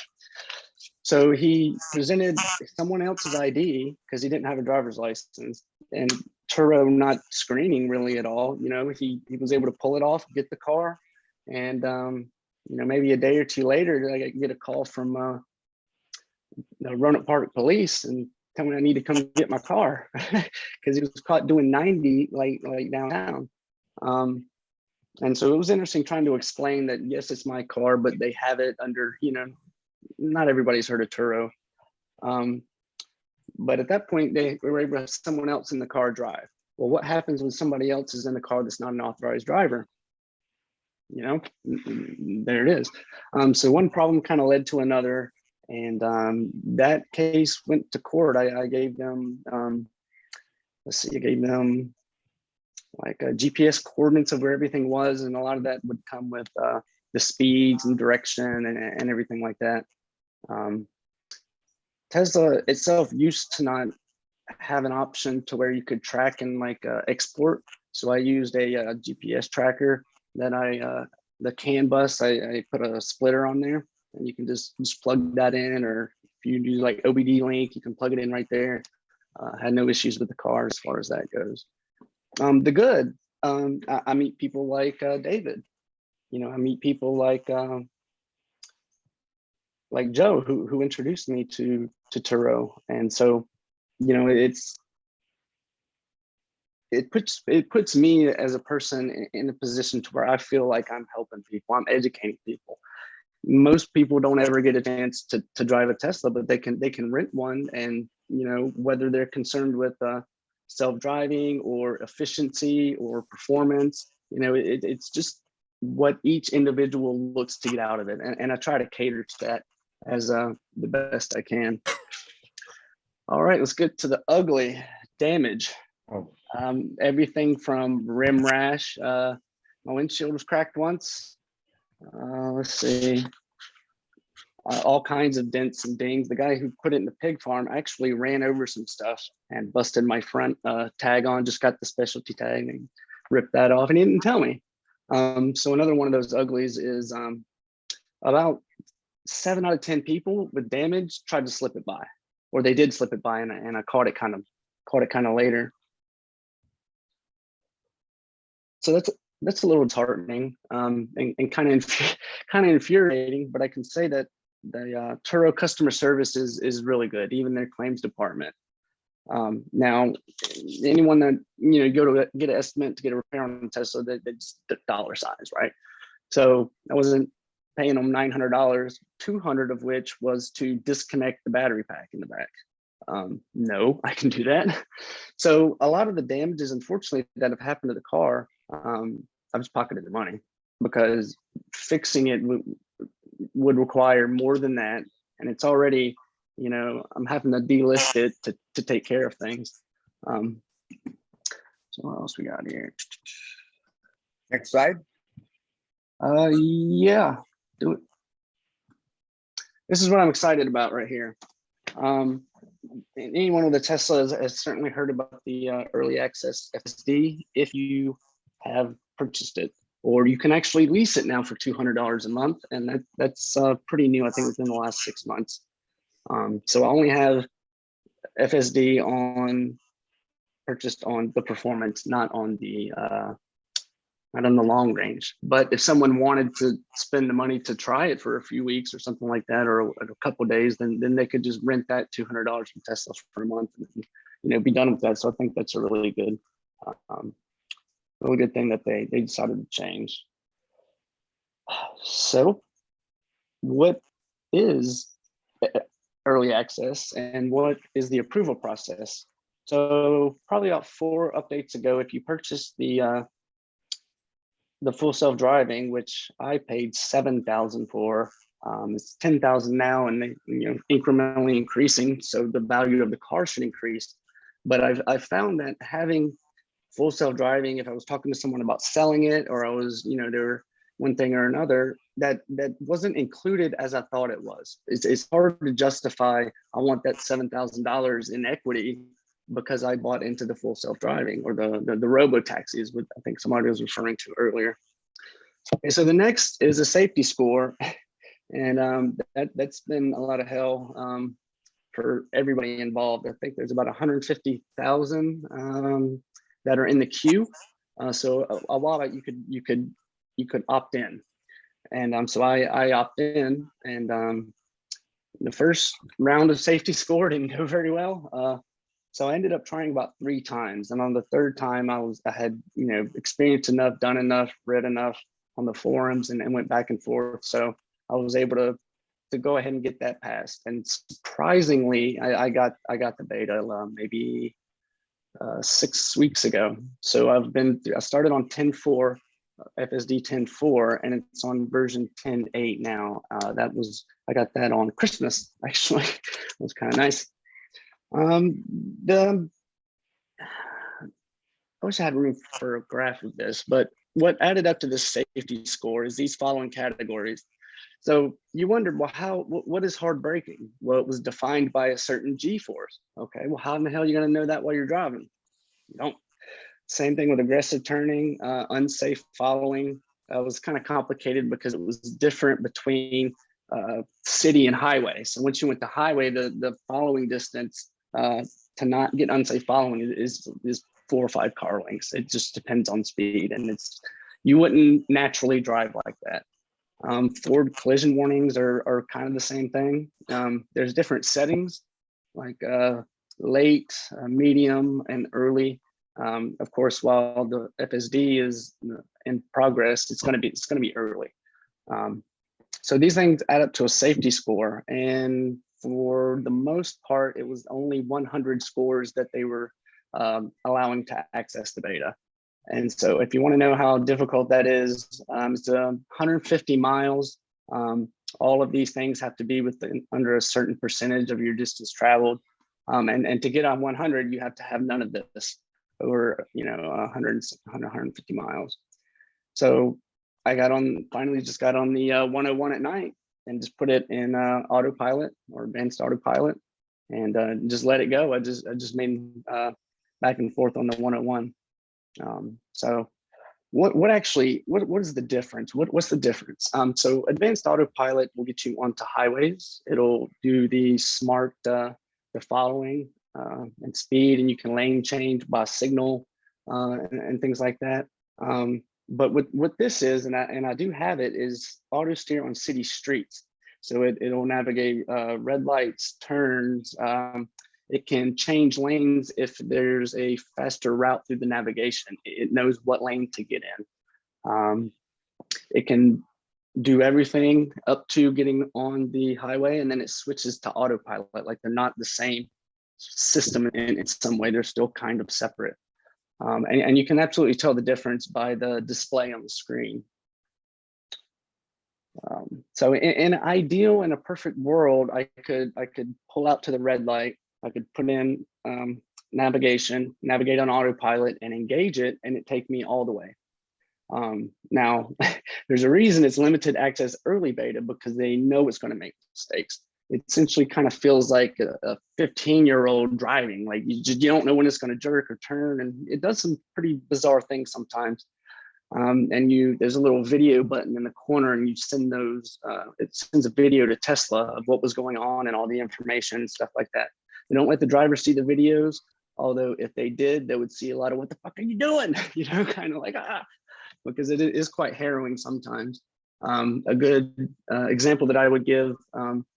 The 101, sometimes there's that road that's right beside it, just to the right, and it's like 35 miles an hour. And of course, the 101's like 50 or 65 right there. And so it somehow made a mistake on distinguishing where it was, and it tried to automatically go up to 65 miles an hour in a 35 mile an hour zone. So that was kind of harrowing. And we'll talk about driver profiles in a minute here, but I leave it on assertive, which it's your speed demon. It's the heavy pedal. It'll take you for a ride for sure if you need to get there in a hurry. So I think we went over how does it perform. Okay, so Mike, I think we may be at a time when to let people ask questions here, since we're coming up on noon. Oh yeah, sure, go for it. That's your next slide, right?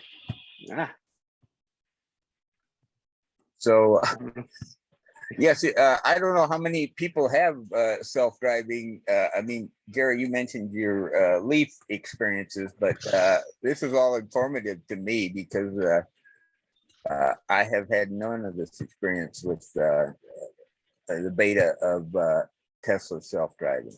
Yeah, I totally dismissed it when the sales guy was showing me the car initially before I started before I picked it up, before I bought it. And he sold it pretty much as self-driving. After 3 years of driving with it, I just call it safety. It's not that the vehicle takes me, it's that the vehicle sees things and it tells me about those things. And at other times it kind of influences the steering wheel while my hands are on the steering wheel saying, well, you're really not looking at this. And so I find them as safety features. I believe that a number of them and I don't know for sure, that the NTSB has drafted them now into the requirement for a lot of new vehicles. For instance, the adaptive cruise that makes you not run into the car in front of you. I think that's required now in new vehicles, as I think backup cameras are becoming required as well. I would agree. I use it for the same purpose. And this trip back and forth from Long Beach on I-5, I would put it on automated, put it on adaptive cruise control with automated steering, just to help keep me in the lane because it was really boring. And instead of wandering, like occasionally your attention wanders and you wind out of your lane, it would keep you dead in the middle of the lane. And would keep me, whatever, 4 or 5 car lengths, whatever I set it at, behind the car in front of me. And I, could make sure that I wanted to average 65 to get the most range and all that stuff that I would, would perhaps, not think of, or would break some of my own rules on.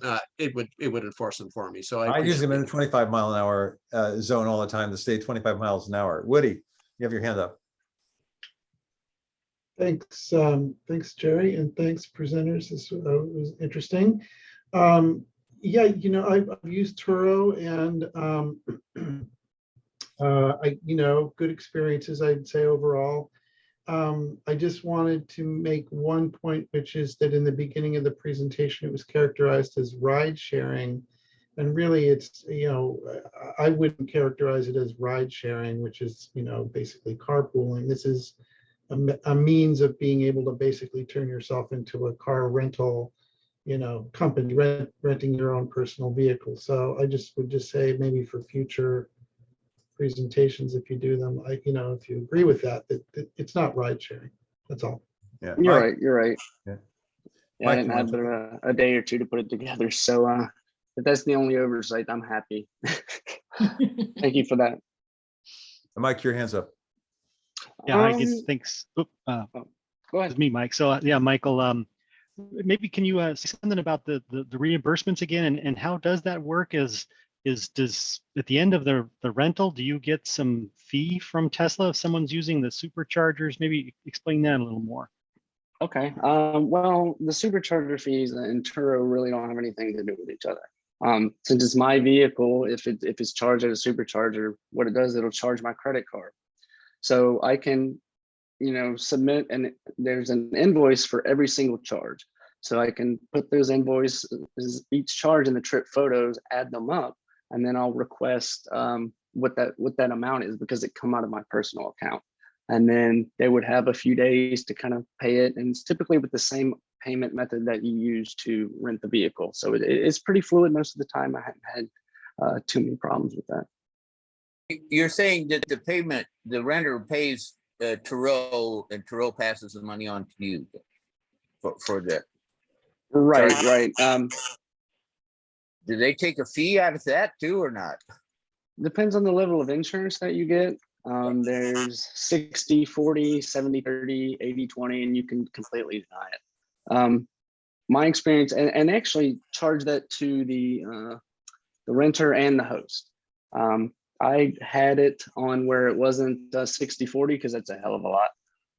And somebody damaged the car and it wasn't covered, so I, kind of sucked that up. So from that point forward, I've always kept 60, 40. And they do a lot of, there's some fees and other things from the renter side that I don't see. I've only rented through Tesla, rented through TURO once. So if that answered your question, I'm not sure.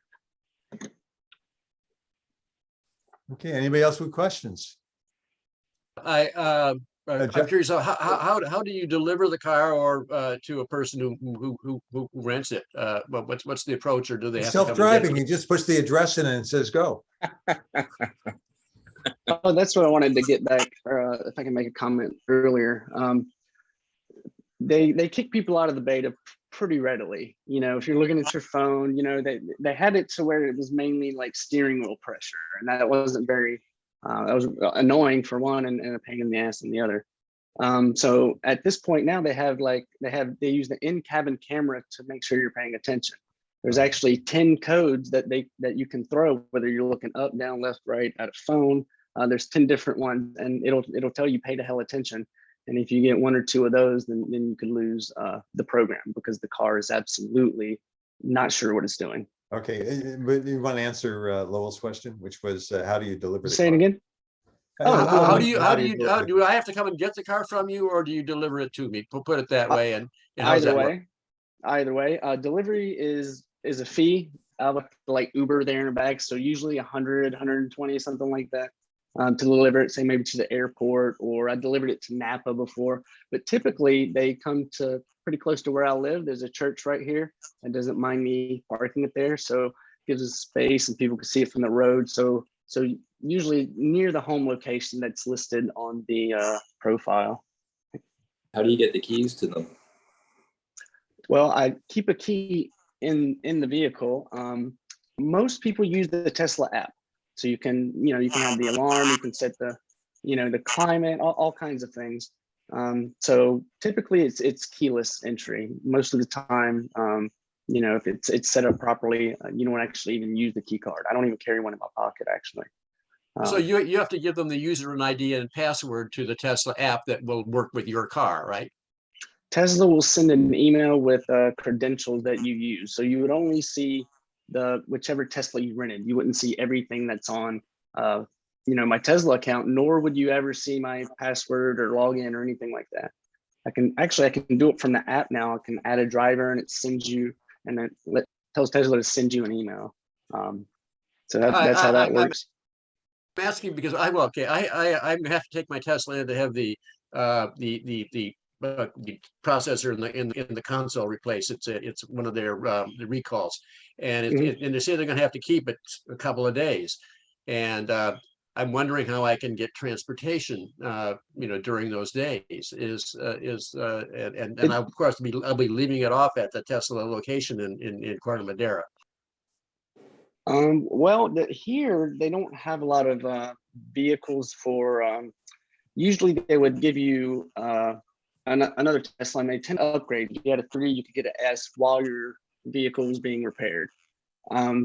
They'll do Uber credits too. So if you just need to get back home, I'm in Santa Rosa, and San Rafael is my service center, so it's not entirely close, but they're really good. I mean, I haven't had a problem with service. They tend to try and put everything under the warranty that's possible.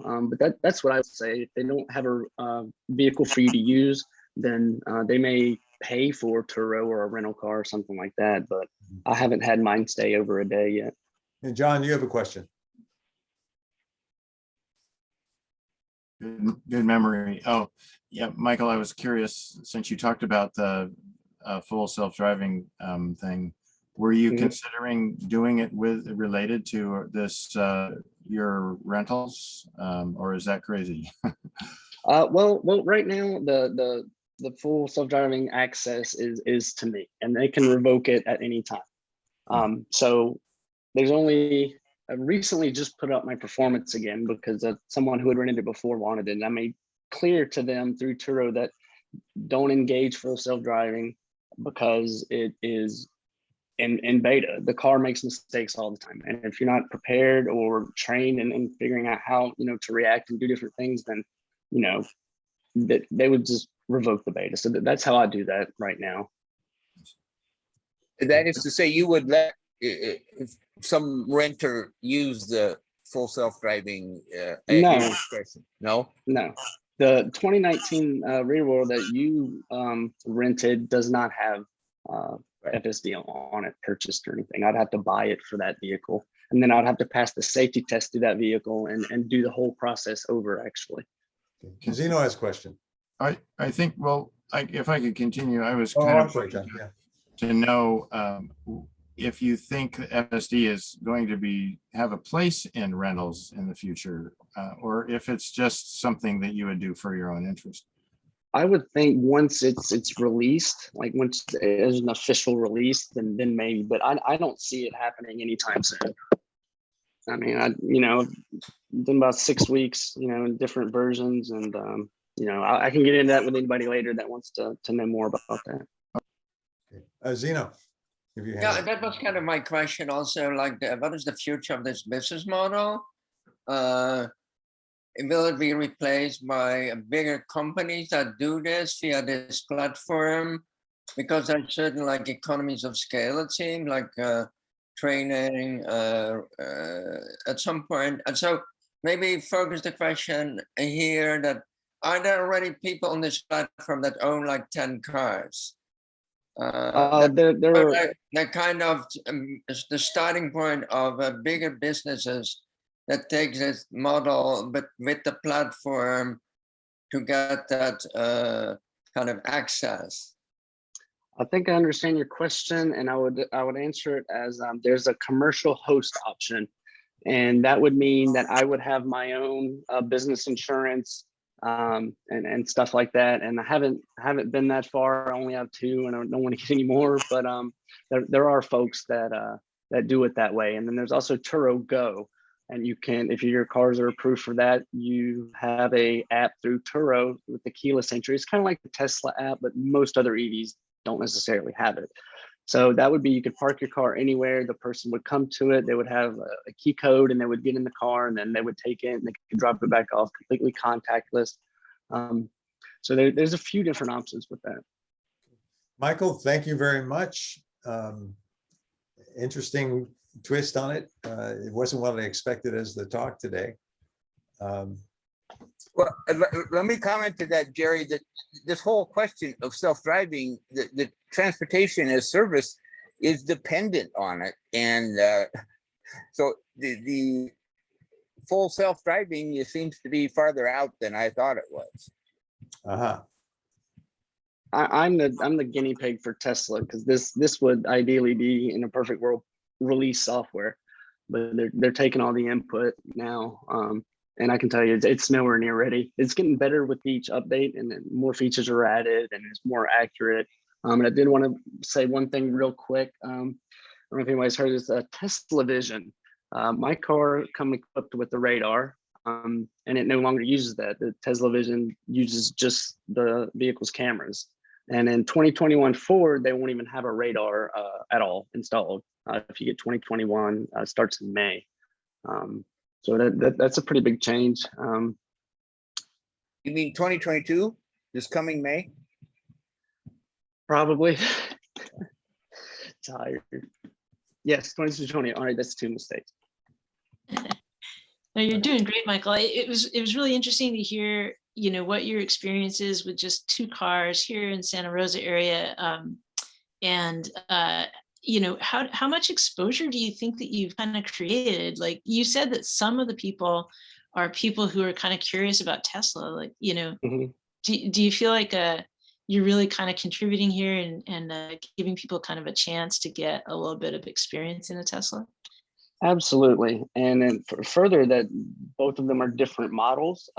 They're different interiors, different size wheels, so there's a lot that's someone can choose from. If they want to kind of see the full self-driving, I can take them for a spin in mine. But like I had mentioned earlier, you don't know where people are coming from. You don't know if they have experience with anything, or even if they're kind of being truthful with you for that matter. So I try and feel out with each renter, what they want out of it, what their experience will be. Because you can talk about it all day long. There's just so much there. Some people want to just get in and go get a date, and that be that. Or like David, who was murdering me over efficiency questions. So that kind of answered that a little bit. Yeah. Thanks. Right, and TURO, the majority of cars are not EVs, but you certainly are serving kind of you're a free salesperson for Tesla, basically, and many of the ways the service you're providing. And I wish I had the opportunities that I'm giving people, but I mean, really, the kids, it just makes people, sometimes so excited and happy, that the families always wanted to be in one, and it's an experience that people remember, and so make that the best they can. All right. Well, thank you very much. We're towards the tail end here, so let me move it forward. Mike, you have something short. You want to jump in? He's doing clapping. Mike Newell, just raise his hand. It's clapping. Yeah, thanks a lot, Mike. Okay, clapping. Coming in, talking with us today. Yeah. Oh yeah, absolutely. Happy to be here. Happy to get some more exposure to a larger scale of things that you guys are doing. I'm still lost completely in the sauce, but I think I'm kind of grabbing it a little bit. So I definitely appreciate being here and being allowed to share my experiences, and hopefully maybe somebody will talk to somebody, and they'll be able to go about something they might not have known. So right. Yeah, thanks. And All if right. you look at TURO's website, you'll see that they are actually promoting using their service to test drive all of the Tesla models. Huh. S, X, they actually promote the idea, and they are giving incentives for people to have up to 5 vehicles that they're offering. Wow. Any individual.